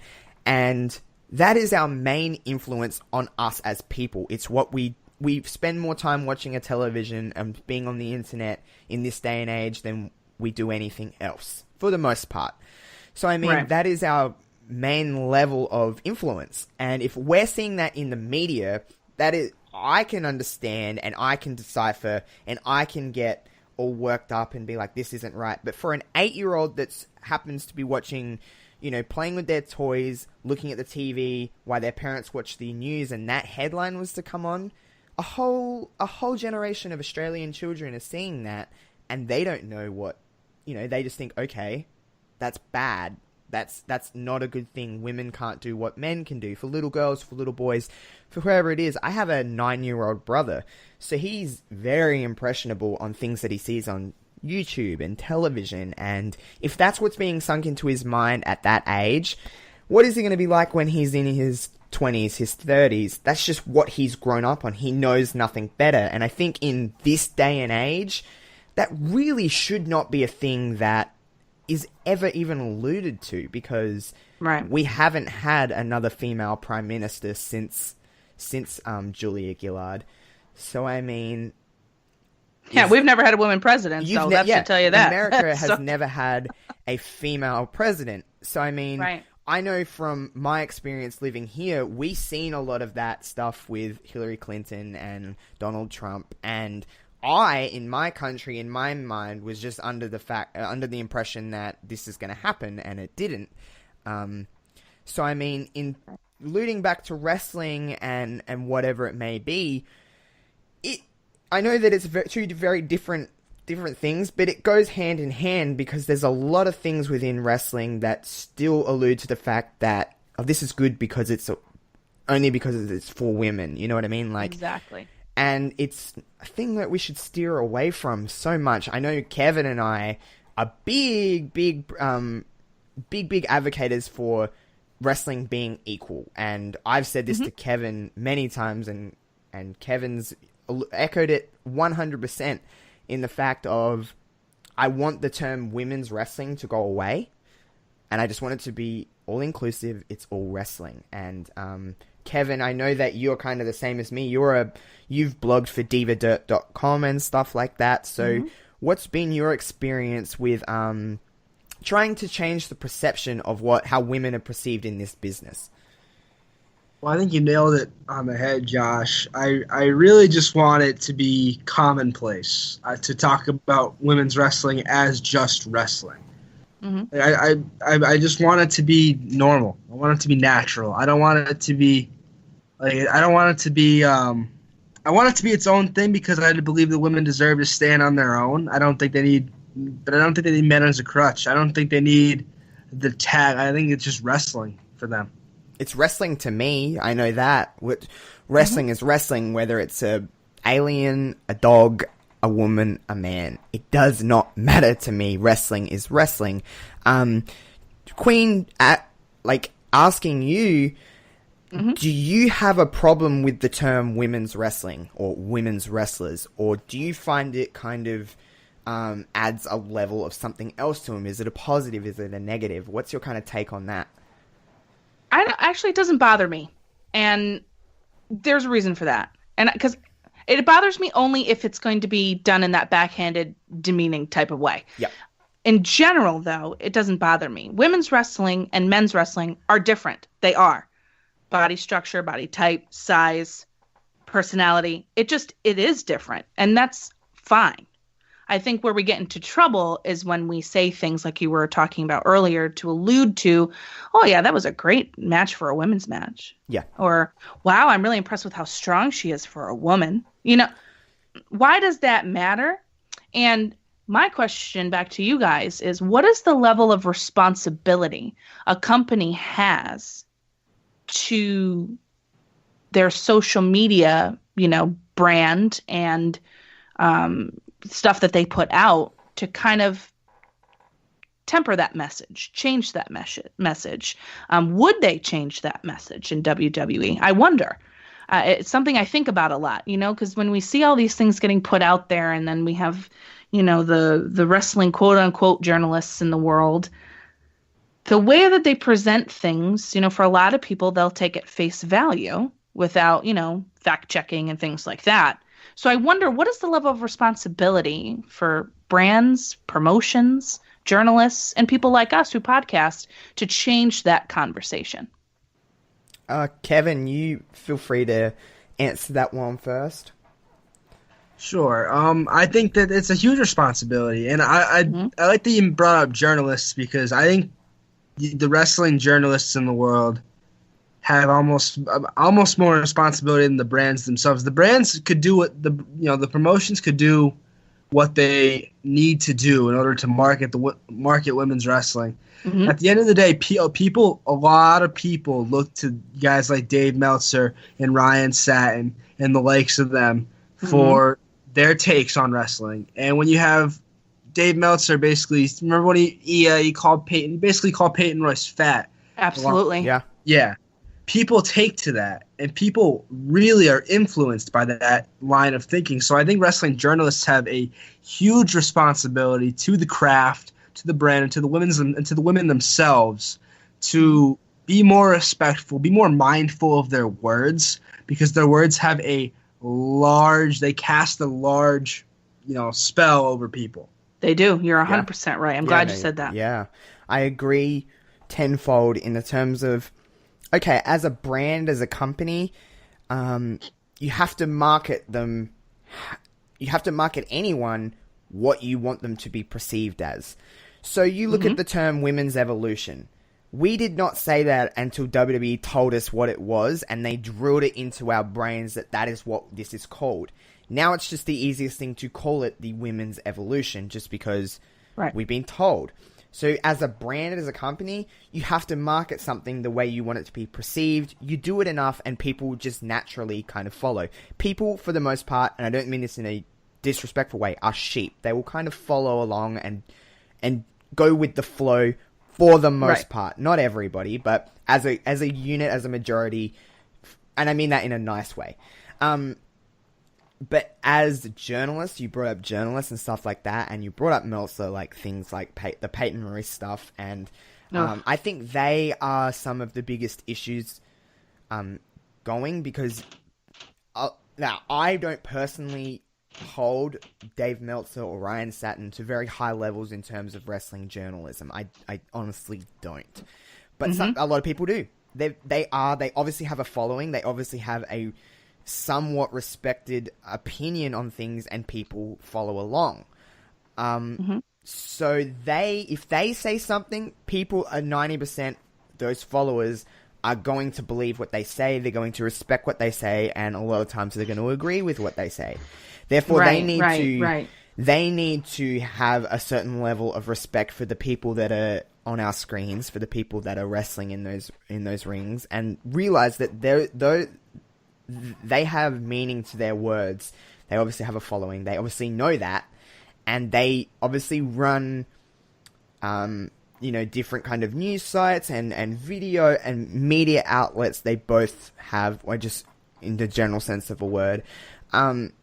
So, I mean, they do realize that their words have value, and what they say does have a matter in the world of wrestling for a lot of people. So they're very impressionable in terms of people listen. So, I mean, I think wrestling journalism is a big problem with how females are perceived in this business. Because, yes, we've come a long way. A very long way. Like, I started watching wrestling in, 99, 2000. And in, 19 years, 20 years, that's come a long way from where I started watching wrestling. Now, that being said, like you said a while ago, Queen, you understand sex sells, and you understand there was that market for what was predominantly a young male teenager audience at that time. That's what they were marketing to, which, like you said, it's fine, you understand, but you can do it in a respectful way. Sure. As a young male, when I was growing up watching wrestling, of course I like to see attractive women. But then at the same time, my sister who was watching this did not want to see that. In that kind of way, anyway. She eventually understood what it is now, and she understood it was a different time, and whatever. But I've had many conversations with her of going, even watching the network back now, and you turn on an old Raw and old SmackDown, and you see these gravy bowl matches and bra and panties matches. Sure. And, I'm still a male, and I still love to see attractive women, obviously, but I don't like to disrespect women in any way. I'm not about that. I was raised differently, and I'm so fortunate for that I have that in my brain where I'm not disrespecting anybody. Man, woman, I don't like to disrespect people. But sometimes I just like to turn over to my sister and go, hey, what does this make you feel? Do you feel uncomfortable? She goes, it's not about a level of uncomfortability. She understands it, just like you said, Queen, of the fact that they're attractive women and, it's a predominantly male audience at that time. She understands it, but she goes, it can be done in a tasteful way. You can still have attractive women on the screen in bikinis or whatever it is. It's done not just in wrestling, it's done all over entertainment. You look at movies and reality shows and blah, blah, blah, blah, blah. There is a level that it's always going to be in entertainment. It's just what it is in that kind of sense. But as my sister said, as you said, it can be done in such a better, tasteful way. And hey, in this world of wrestling, in WWE, there still is an element of sex sells. There still is an element of attractive women and whatever it may be. And if that is someone's appeal to why they're watching these women, then at least they're watching them and they see them wrestle and they see them doing what they do best. Right. I don't personally watch wrestling for that. But I know that there is people in the world that's why they watch these ladies, and there's still going to be an element of attractive females, just like there is attractive males.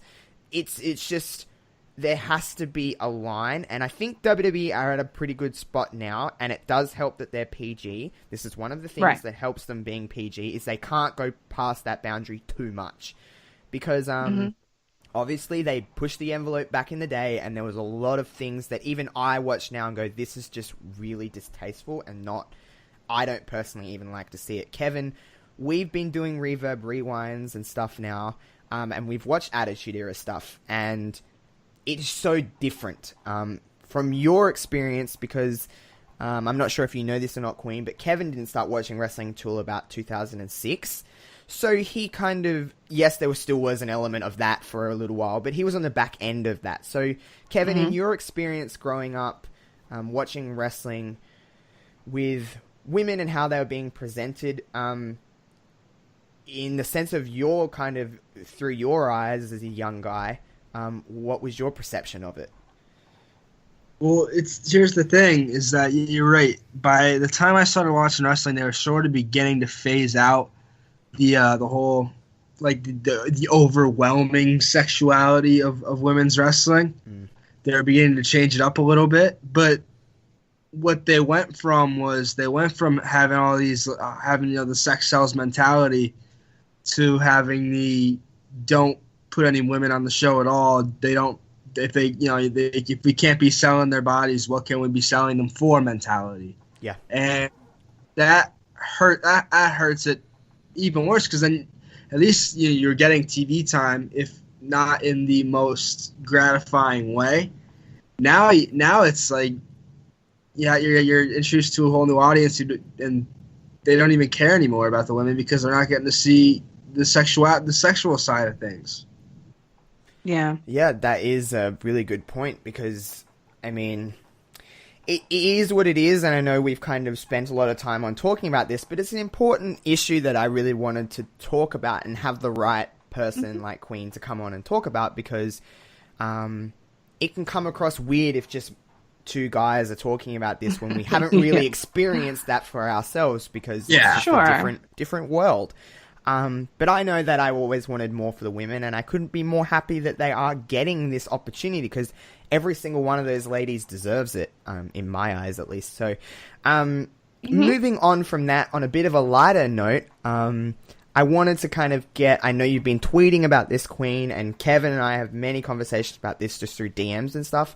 Kofi Kingston's rise to what we are all assuming is getting to the WWE Championship at WrestleMania, or at least getting in the match.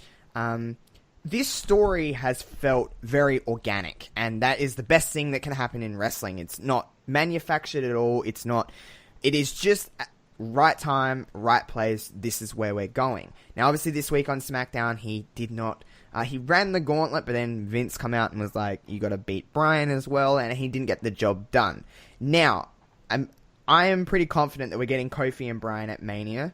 Hey, other stranger things have happened in the past, and I'm pretty sure there would be a big outpour of support and outrage if he did not get in the match at this point. But assuming that we are getting the match at WrestleMania, and we've still got 2 weeks until Mania, how have you both felt about this kind of Kofi Kingston's meteoric rise to the main event scene? Because it's someone that we've watched for so long, who's always been talented, who has always just kind of, I don't mean this nasty, but he's just kind of been there. He's always been a staple of this show. So, I mean, how do you feel about this story, and does it feel as organic to you guys as it feels to me? Kevin, start with you. Do you feel like this has been the most organic story in wrestling since maybe Bryan, which is a weird kind of sense of where we are now, because Bryan was in this spot 4 or 5 years ago, so it's weird that the tables have turned. But does this feel as organic to you as it does to me? Yeah, definitely. You just have to look back at that first gauntlet match where Kofi wasn't even supposed to be in it, right? Yeah. It was supposed to be Mustafa Ali. Mustafa Ali gets hurt. And it took literally 1 hour for the fans to flip that switch and get behind Kofi. I think they've been waiting to get behind Kofi for 11 years now. I think that it's been a long time coming for Kofi Kingston. I think he deserves this. I think he's been an excellent performer for 11 years. I think it's a shame that he hasn't held or at least challenged for the WWE title in a one-on-one capacity at all since he's been here. He really only had like the one high-profile feud with Randy Orton back in 2009, and ever since he's really been like upper mid-card tag team titles, scene like that. So I'm really happy to see him where he's at. And yeah, I think it's organic. I think the crowd has been wanting to get behind him this whole time, and now they have a reason to. Yeah, Queen, what's your kind of opinion on that? Because I know you've been tweeting about Kofi's rise just during SmackDown and stuff, and I know you are a fan, but how do you feel about this story, and does it feel natural and real? So what a credit to Kofi Kingston that he comes in here in Mustafa Ali's spot because Ali is hurt, and within minutes people are clamoring for him to win. And it was not hard to see why. The guy is talented. He's always been talented. We know that. And he's a bit of a quieter talent, in my opinion. We always expect the fun things when we see Kofi. The SOS, his performances in the Rumble matches, doing creative stuff to keep his feet off the floor, right? Everybody always looks, where's the Kofi spot, right? Where's it going to be? And, he hasn't really had his fair shake at, a main event, real title opportunity on the big scale. And it does feel organic, especially because of the way that's not a word, the way that Kofi is behaving. The stoic silence is everything. The way that he, listens to everybody talking, oh, this is so unfair, Kofi's getting screwed, blah, blah, and he just puts his face on and he's just like standing there. And the promo that he cut, not this past SmackDown, the one before, with Vince was unbelievable. Like, he's always been decent on the mic, but like nothing like that. Serious Kofi was amazing. Yeah. And, his rise to the, I'm here and I work hard and I don't complain. I'm here throwing pancakes. I love my job. I love what I do. I've missed everything in my life to be here because this is my passion, right? That speech was great. And I believe him. I believe that was him 100%. Like, not even just Kofi Kingston. It's the real guy. And, I'm excited to see this match at Mania. And, another thought I had is, if it's not going to be Kofi, who the heck would it be? Yeah. Because anybody you put in there, all you're going to hear during that match is Kofi cheers. Yep. The entire match. There's no way you can't do it at this point, because Daniel Bryan will get booed out of the place if it's not. And that's why I'm saying it's such a credit to Kofi Kingston. How popular Daniel Bryan is, that they would rather boo him out of the place with whomever he's fighting than not have Kofi in that match. Yep. They would have to someone would have to return, and it would have to be crazy, like of epic proportions. And in my opinion, it's no one but Kofi. Kofi all the way. Yeah, here's a little question for you guys okay, in terms of what if Mustafa Ali didn't get hurt? We never really got this kind of deal with Kofi. Assuming that maybe Mustafa may have been in this spot, perhaps, not that it was, but if Mustafa was in this spot, would this feel as big as it does now? Because I don't no discredit to Mustafa Ali, because he's great.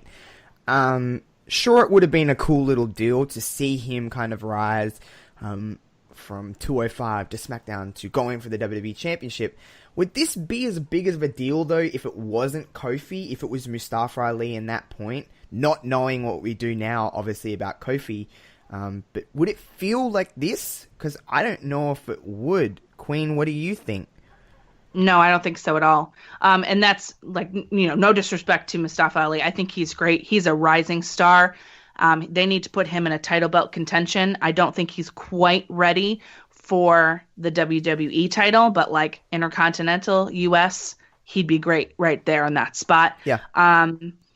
But in terms of how it would be if he was there, I think that's what I was thinking when this first happened. When he first got hurt, I said, this was supposed to be his moment, and it's not happening. But if it were to have, I think it would have been a triple threat, and he would take the pin at Mania. Yeah. And Daniel Bryan and whomever else they wanted to throw in as the third, which probably inevitably would have been Kevin Owens anyway. Yeah. Because of his return in timing. It would have been, DB or KO for sure. Yeah. And I think Mustafa would have taken the pin. He would have had a great match, right? Yeah. Would have been cool stuff, especially with Daniel Bryan. I mean, they had a great match that time they fought one-on-one on SmackDown. So, yeah, that's kind of what I think. I don't think it would have been as big of a thing. I think it would have, leveled up Mustafa's career for sure. Would have put him in. served its purpose. I think that's right. Yeah, absolutely. It would have served its purpose, and I think he would have come out looking great. But not as big, because Kofi has a way about him. Yeah, and people want it, and I don't think they would have wanted it with Mustafa. Yeah, and not Kevin, yet. What is your kind of opinion on that? Because I'm pretty sure I know what your kind of deal would be, because Queen pretty much nailed it on the head. But what's your opinion on this? No, yes, she did. I agree. I don't think it would be as big because the chase wouldn't seem so long. I mean, Mustafa Ali's a great talent, but he's only been up on the main roster for a couple of months. Just something about Kofi, he's been at it. He's been grinding. He's had his nose to the grindstone for 11 years. And he's finally getting that overdue recognition. And it feels so sweet to see him in the spot he's in. If it's Mustafa, I just don't see myself feeling the same. No. Yep. But as we're kind of winding down here, I know we talked about Brainbuster Radio a little bit at the start, but obviously Brainbuster Radio is starting up WrestleMania week, April 1st. It's not an April Fool's joke, guys. This is actually a thing. And Wilf has been, so great with all of us. I'll talk for myself here. Queen can kind of talk on it in a moment, but Wilf has been so great with us and so gracious and letting us still do whatever it is we want to do in our podcast. That's why he kind of picked us. And obviously with you, Queen, it's a little bit different because this is a brand new concept, a brand new show for you, but he believed enough in you, in your ability and your talent to do this. But for me and for us, for Wrestling Reverb, obviously we had to be doing something right to at least gather Wilf's attention. So, I mean, it is a very big honor for Kevin and I to be included in this, just with the level of talent that really is on this collective. But just in your experience with Wilf, and, I know we kind of talked about it a little bit before, but, you talked about when you were picked and how it was kind of a new concept, and we talked about, like, the people that were on this and stuff like that. When you look at the other people on this collective, I'll kind of run through a few different people, but I know you said, some people you've had more experience with, some people you haven't. But starting with, like, Omega Luke's wrestling podcast, he is a top tier, like, great podcaster. He has a great podcast with the fantasy booking and all of that stuff that he does. And he's a great dude. Like, I love having conversations with Luke. He's just a really good dude. But, Wilf's decision to put him on first and put him on Mondays, I don't think there really was a better person to do so, in my opinion. No. Your kind of take on Luke's show and just the interactions you've had with Luke and him starting off Brainbuster Radio. Luke is the man. He's the king of fantasy booking, and that's not a joke. That's not a tagline. That's real life. Yeah. That man is so creative and so different. What he offers is so vastly different than anything that I listen to. Really, truly it is. Yeah. It's so interesting. He makes me think about stuff that I wouldn't normally think about. And he has some of the coolest people on, great concepts. If you don't listen to him, you need to. Yeah. And the fact that he is kicking off our Brainbuster Radio Mania Week, here we are, debut, couldn't be better.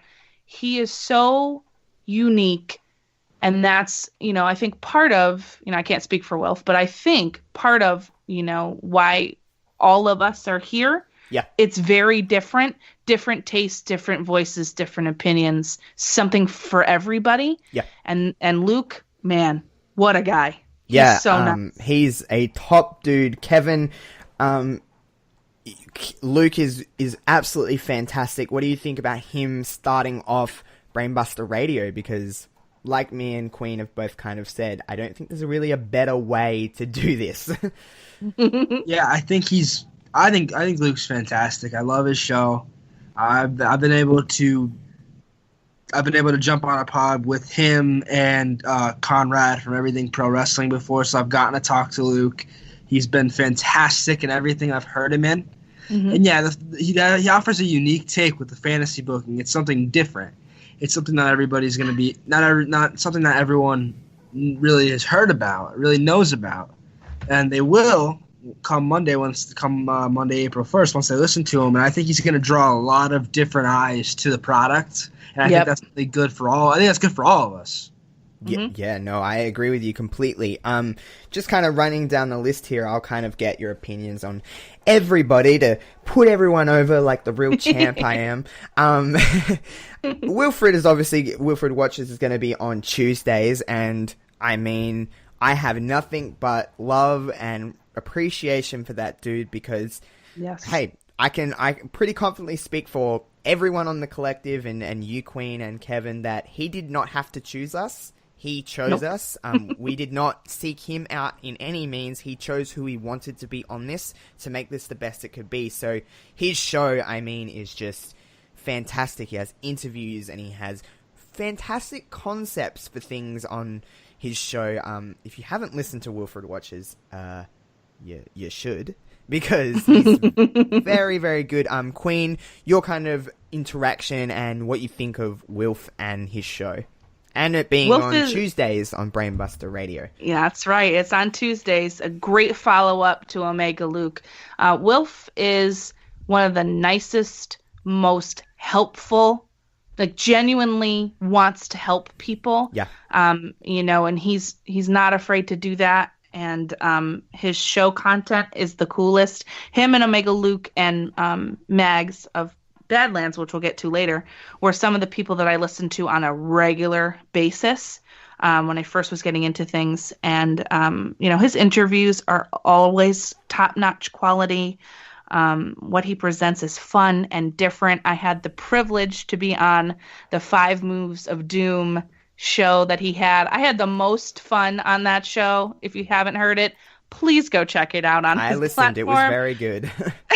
It was awesome. I've been on Will's show as well. I've been on Fights of the Round Table, so I mean that was fantastic to be on. Right? So great. And he didn't have to ask me.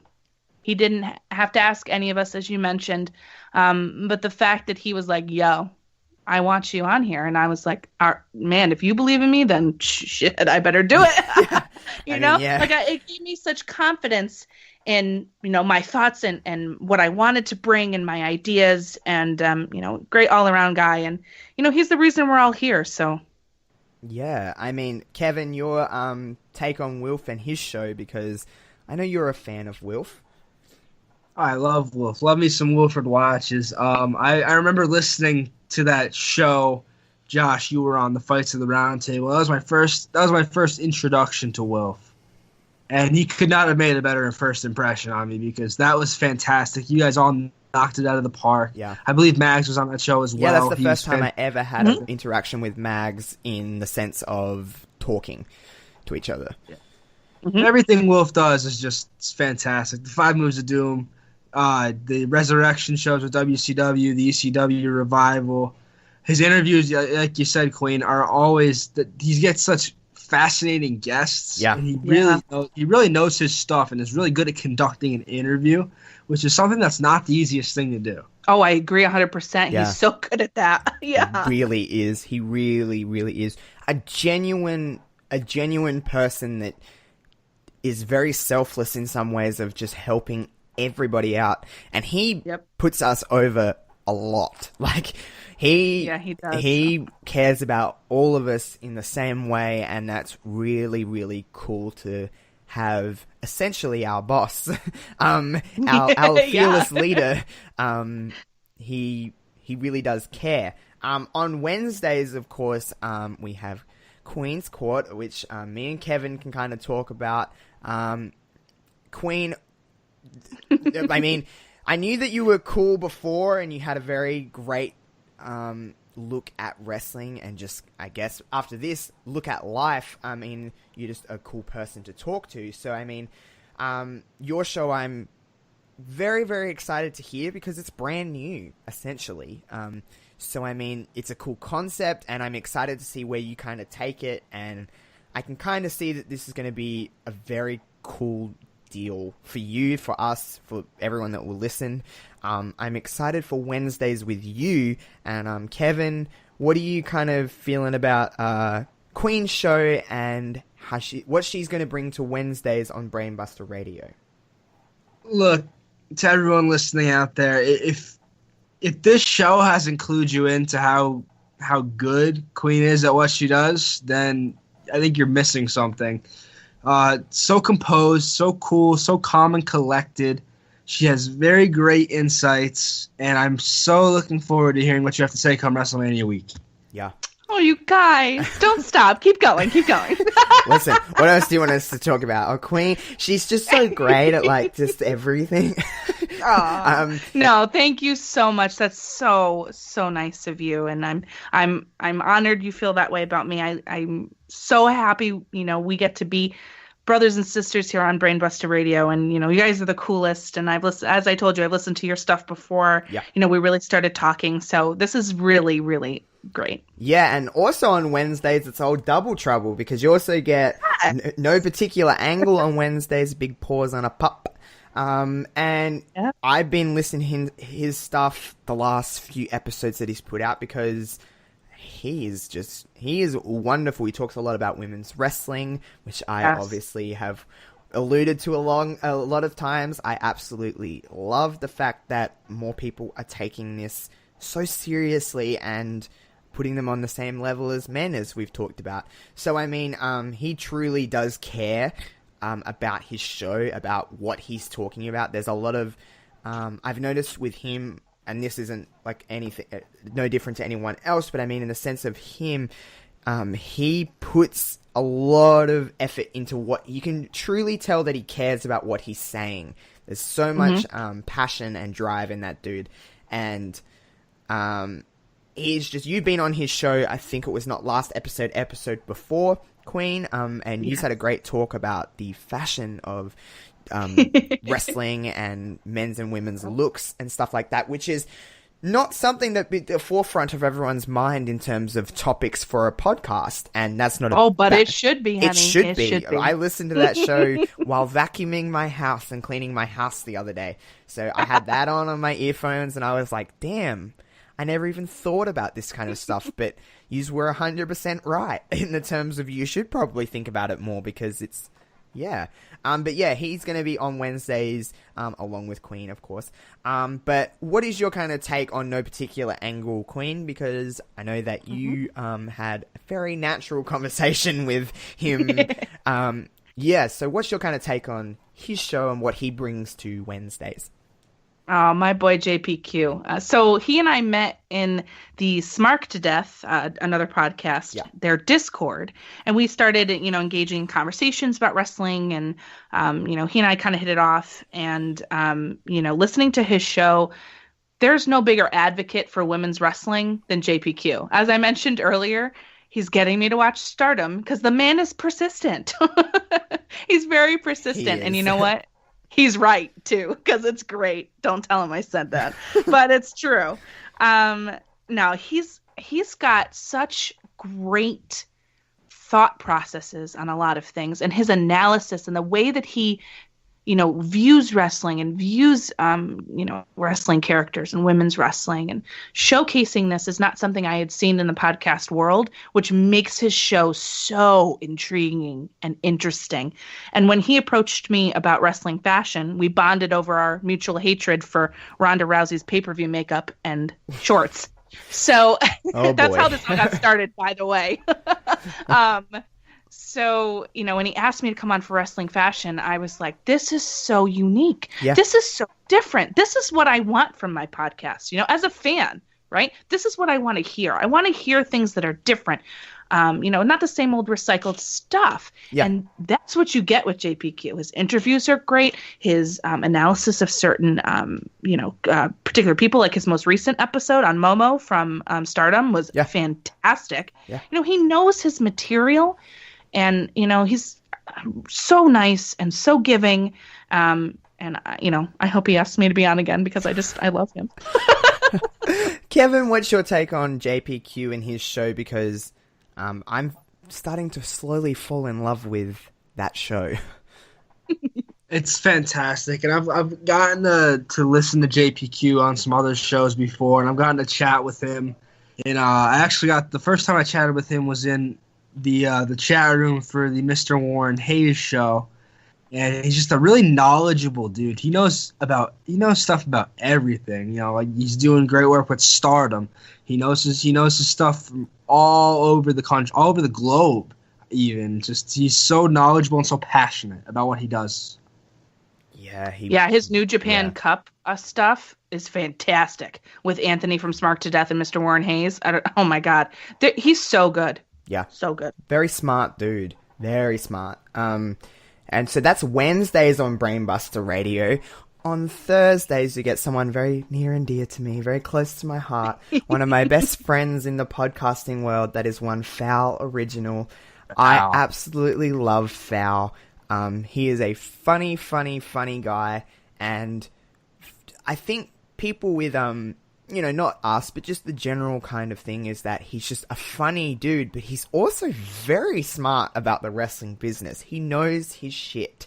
So on Thursdays with Brainbuster Radio, you get Foul Original. He's going to bring the weekly wrestling recap to Brainbuster Radio, all condensed into a nice little podcast. Of course, you've seen Foul on his YouTube channel and whatever. I've been on his show many times. He's been on Wrestling Reverb many times. I did a show with Foul just a couple of days ago. We went back and we watched the Super Showdown, which I had the privilege of being at. So please make sure you go to Foul, all Foul stuff, and you can find that show, because we talked for about 2.5 hours, which me and Foul love to talk, so we could probably talk for about 6 or 7 hours, really.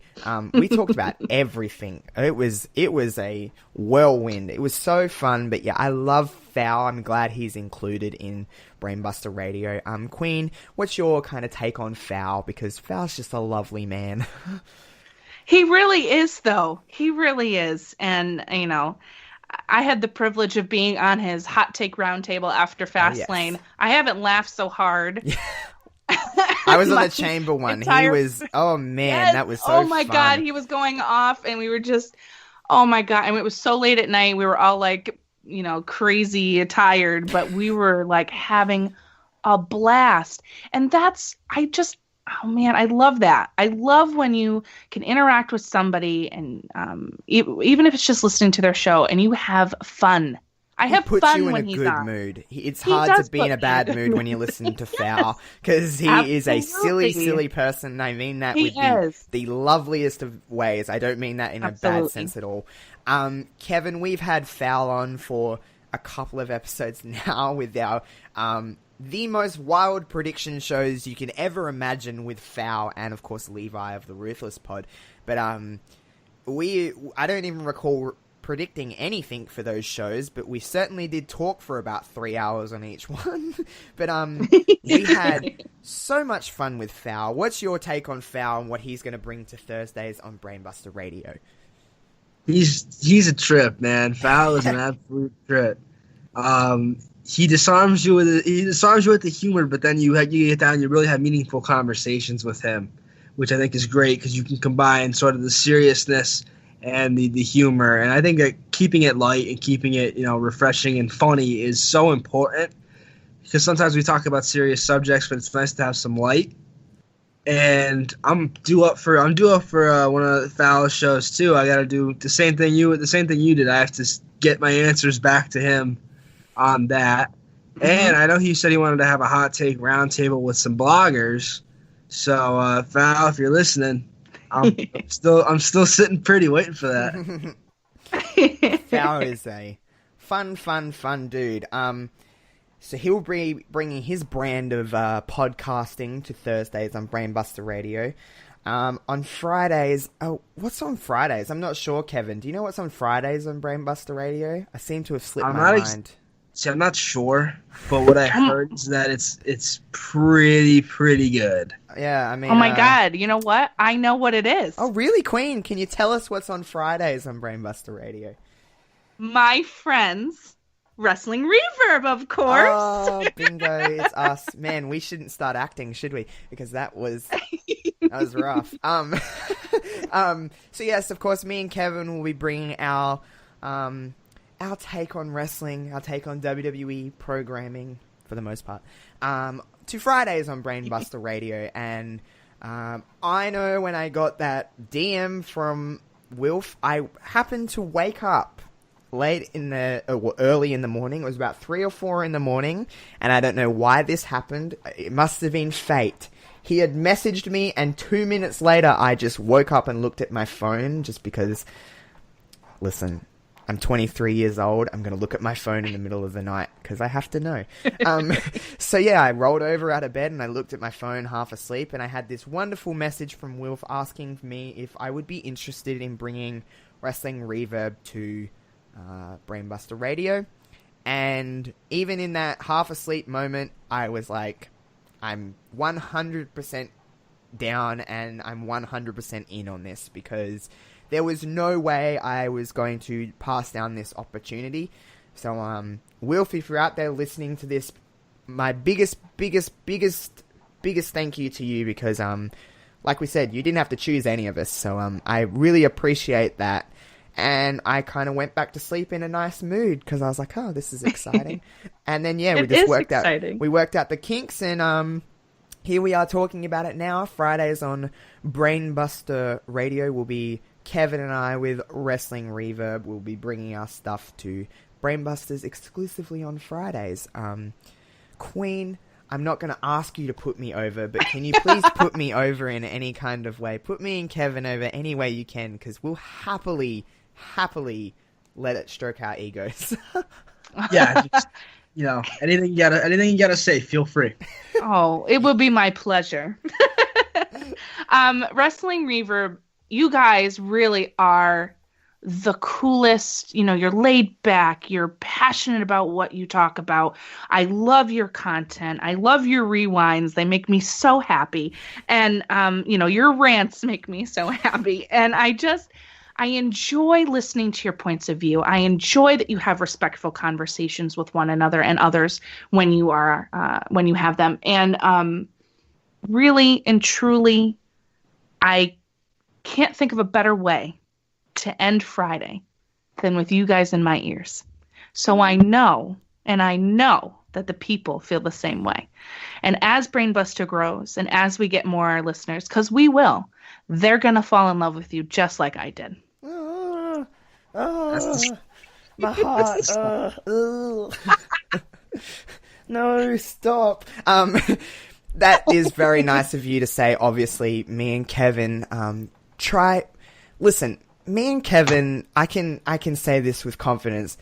We're pretty big morons, aren't we, Kevin? We know we're kind of in the best possible way. Yeah. We're lovable morons. Like me and Kevin don't take ourselves very seriously in terms of that. We are who we are, and I think the reason that Wrestling Reverb has really grown in the last few months since I kindly asked Kevin to come on and he graciously accepted was that not a lot of podcasts have podcast hosts that are from two different countries. And I think that kind of is a bit unique in that sense. There is other podcasts that do it, don't get me wrong, but in the sense of we have to work with our time zones and all it may be and whatever, because Australia's crazy land and it's horrible time zone with America's time zone. So it does work, and me and Kevin try to be as fun, as laid back, like you said, as we can. But we also know we need to get serious when we need to get serious. Absolutely. And, I'll speak on towards Kevin in that he's a very intelligent man when it comes to pro wrestling, and he knows his stuff. So I mean, we just love talking to each other. Like, me and Kevin can have conversations that go for hours and hours on end when we don't even want to hang up. But you know, it is what it is. But that's what you want in a podcast, right? I've been asked this a lot. You know, what's the most important part of a podcast beyond the content, right? It's the chemistry between the hosts of that show. And you guys have such great chemistry. You're both, you know, committed and driven and passionate, and you do know how to get serious when you need to, but you're also lighthearted and funny, and you enjoy what you do. And that infectious connection and that infectious fun that you bring together, you know, it brings people in, it draws people in. And that's what's most important. Yeah, I agree completely. Kevin, your excitement for us coming to Fridays, because I know you are just as excited as I am. Yeah, this is such a great opportunity for us. I'm so happy that Wilf saw the need to have wrestling reverb in his lineup. I'm glad we appealed to him in that way. It's been a blast doing this show for the last. It's been 2 months now almost since the Royal Rumble. This has been such a blast. Easy, fun, just laid back, like you're all saying. And that's the best part about it, I think, is that we could just chill and relax and have like a real laid back conversation with one another, and that's how it goes. Yeah, I agree completely. So you'll find us Fridays on Wrestling Reverb. Queen, I'm sure you're going to be on Wrestling Reverb. As much as I want to ask you, I'll probably ask you quite a lot, because I'd like to have you in as much as I can, because you're just cool to talk wrestling about. And just I get a lot of messages about this, and I've tried to be as clear about this as I can, is that so on Fridays you'll find Wrestling Reverb exclusive to Brainbuster Radio, but you're still going to find Wrestling Reverb on all the places you're finding on now on my feed on Raw Day. So it's still going to be doing a show on Raw Day, but where all the quality big stuff is happening will always be on Brainbuster Radio. So I always encourage you to please subscribe to Brainbuster Radio. But you're still going to hear me and Kevin 2 times, 3 times a week, depending on the week.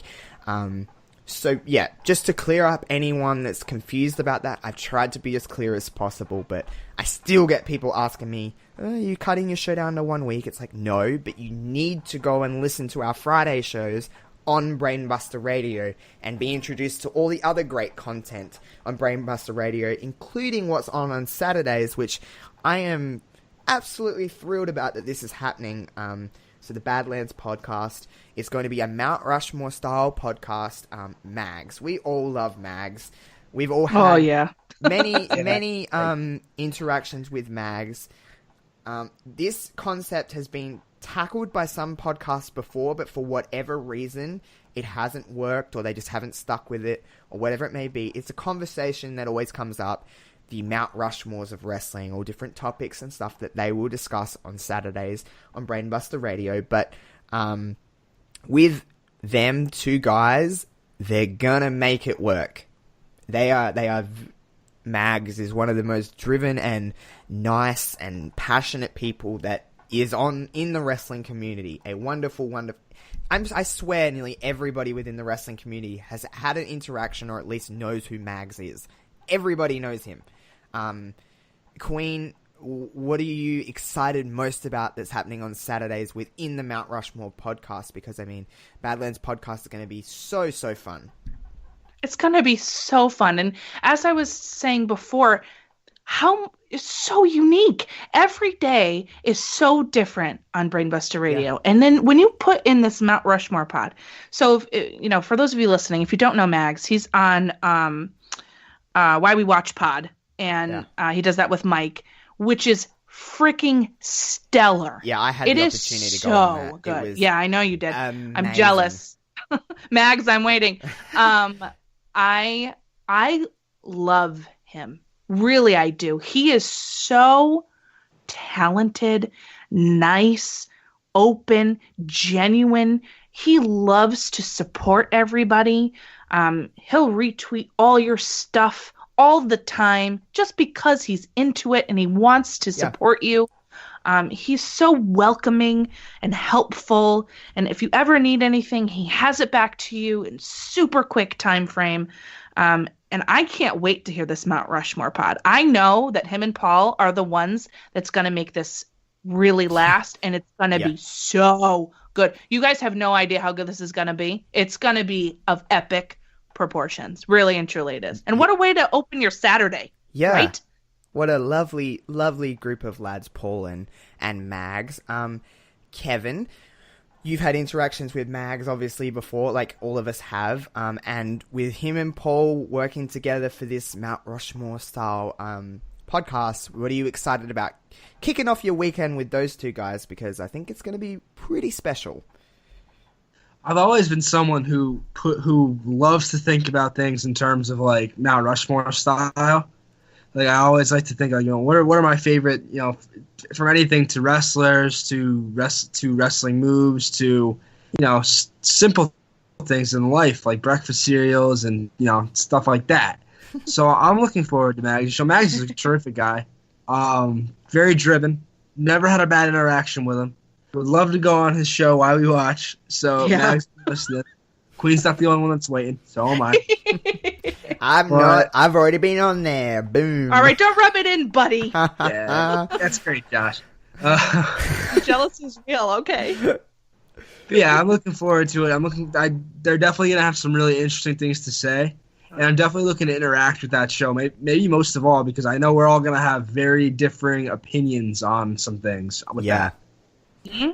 Yeah, definitely. Very much looking forward to that.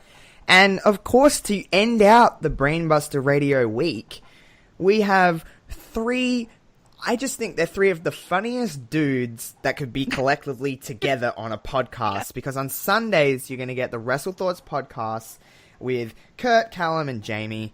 Very, very funny dudes. I love listening to their show when I'm just kind of zoning out for the day and I just put it on and it's just nice and relaxing and you can get a nice laugh out of it, have a nice chuckle, and they're very smart about what they talk about as well, which is goes hand in hand. They love wrestling and they're just three really good lads to listen to.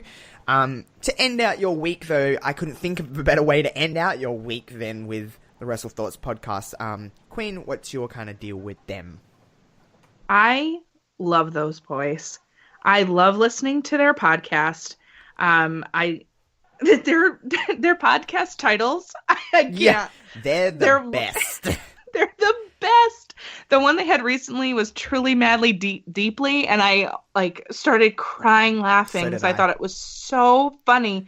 And they're the type of guys, they're super knowledgeable, as you mentioned, and I feel like I'm at a pub and I have a pint and I'm chilling with my boys and we're just talking wrestling. They're bros. They are. They're just bros. They just sit and have a very super relaxed conversation, and that's what I love. It does feel like you're just at the pub with your friends, having a pint of beer. It just feels like you are there and you just happen to be almost a fly on the wall, just being like, oh my God, am I here? Is this real? It just feels like they're just one of the boys. Right. And I always find myself being like, yeah, or no. And I want to jump into the conversation. Yeah. And, as you mentioned, it's an easy listen. It's fun. And they obviously enjoy themselves. And as I mentioned, with you guys and your chemistry, they have the same thing. It's just that connection between them, and they go at each other in a loving way. Yeah. And, it's hysterical. And they're another group of really idea oriented guys. They have a lot of really cool, very creative perspectives, very creative. They're awesome. Yeah. Kevin, do you echo that? Because they are great, great lads. Yeah, absolutely. I'm looking forward to getting to know them a bit better, but I've listened to a couple of their shows, and they're funny, they're insightful, they're witty, they're just really good at what they do. and they're an excellent addition. It's a good way to cap it all off, I think, is with these guys bringing up the caboose. Yeah, honestly. Another thing that forgive me if I'm wrong, Queen or Kevin, if Wilf has alluded to this or talked about this in the DMs. It may have been, but I'll bring it up now, is that Wilf hasn't just seeked out people from the States. He's gone, it's a very world kind of driven, he's got people literally on the other end of the world. So, I mean, it is nice to have like a unique perspective in a collective of podcasts that's not just in the States or not just in Australia or the UK. It's in a multitude of them. And I think that's really brilliant in the way that I don't know if he was intentionally doing that, but it happened. Right. There's a very unique worldwide perspective on wrestling. Yeah, and I think that speaks to his goal of, really trying to bring something for everybody. We want to be your one-stop shop, and you don't have to listen to everybody's podcast. He said that the other day on our little teaser preview show. You might not like everybody, and that's cool. You will, but I'm just saying you might not. And but there's still going to be something for you. And I think that was his goal, and being this international based podcast, it's not just America. There are other countries in the world. And, they all have perspectives too, and they bring such a different perspective. And why is that not celebrated more? And I'm so glad to be a part of a collective that does just that. Yeah, no, I agree with you completely, because this goes back to treating people all the same. It doesn't matter whether you're from the UK, whether you're from France, whether you're from Canada, Australia, the States. It does not matter. We're all people, and we all love what happens in that 20 by 20 ring. So, I mean, it doesn't matter where you're from, but Wilf has done a fantastic job of just bringing a very international feel to Brainbuster Radio, which is what we all want. We all want that global takeover. So yeah, very exciting stuff as a whole with Brainbuster. Queen, thank you so much for coming on today. I'm sure we'll have many chats in the future. You're welcome here whenever you want to be here, because Kevin and I could chat with you for hours more. We've already been chatting for 2 hours, so I mean, I know, it doesn't feel like it, right? Yeah, I literally just looked at the time then. I'm like, man, I haven't even had any breakfast. So I mean, I was like, what's going on? I'm like, I'm a little bit hungry. Why? And I'm like, oh my God, we've been chatting for 2 hours, but hey, I'm not complaining in the slightest. It was a wonderful, wonderful chat. Queen, this is your chance to promote anything you got coming up. Put yourself over. Where can we find you on Twitter? All that jazz. The floor is yours. Well, thank you. First, I want to say thank you both so much for asking me to be on. I've been wanting to be on, low-key, so I'm really excited that you asked me. So this is wonderful, and you were a pleasure to speak with and pontificate with. Ooh, so, big words. That is a word. It is a word. So what you can expect from me. So my debut episode of Queen's Court, of course, Wednesday, April 3rd. It's coming, and it's going to be an interesting one. I'm going to little teaser of what it's going to be. Nobody knows this yet, so except for you guys, Wrestling Reverb exclusive, guys. Yes, you're getting an exclusive. So the first ever episode of Queen's Court is titled BBR Radio Mania.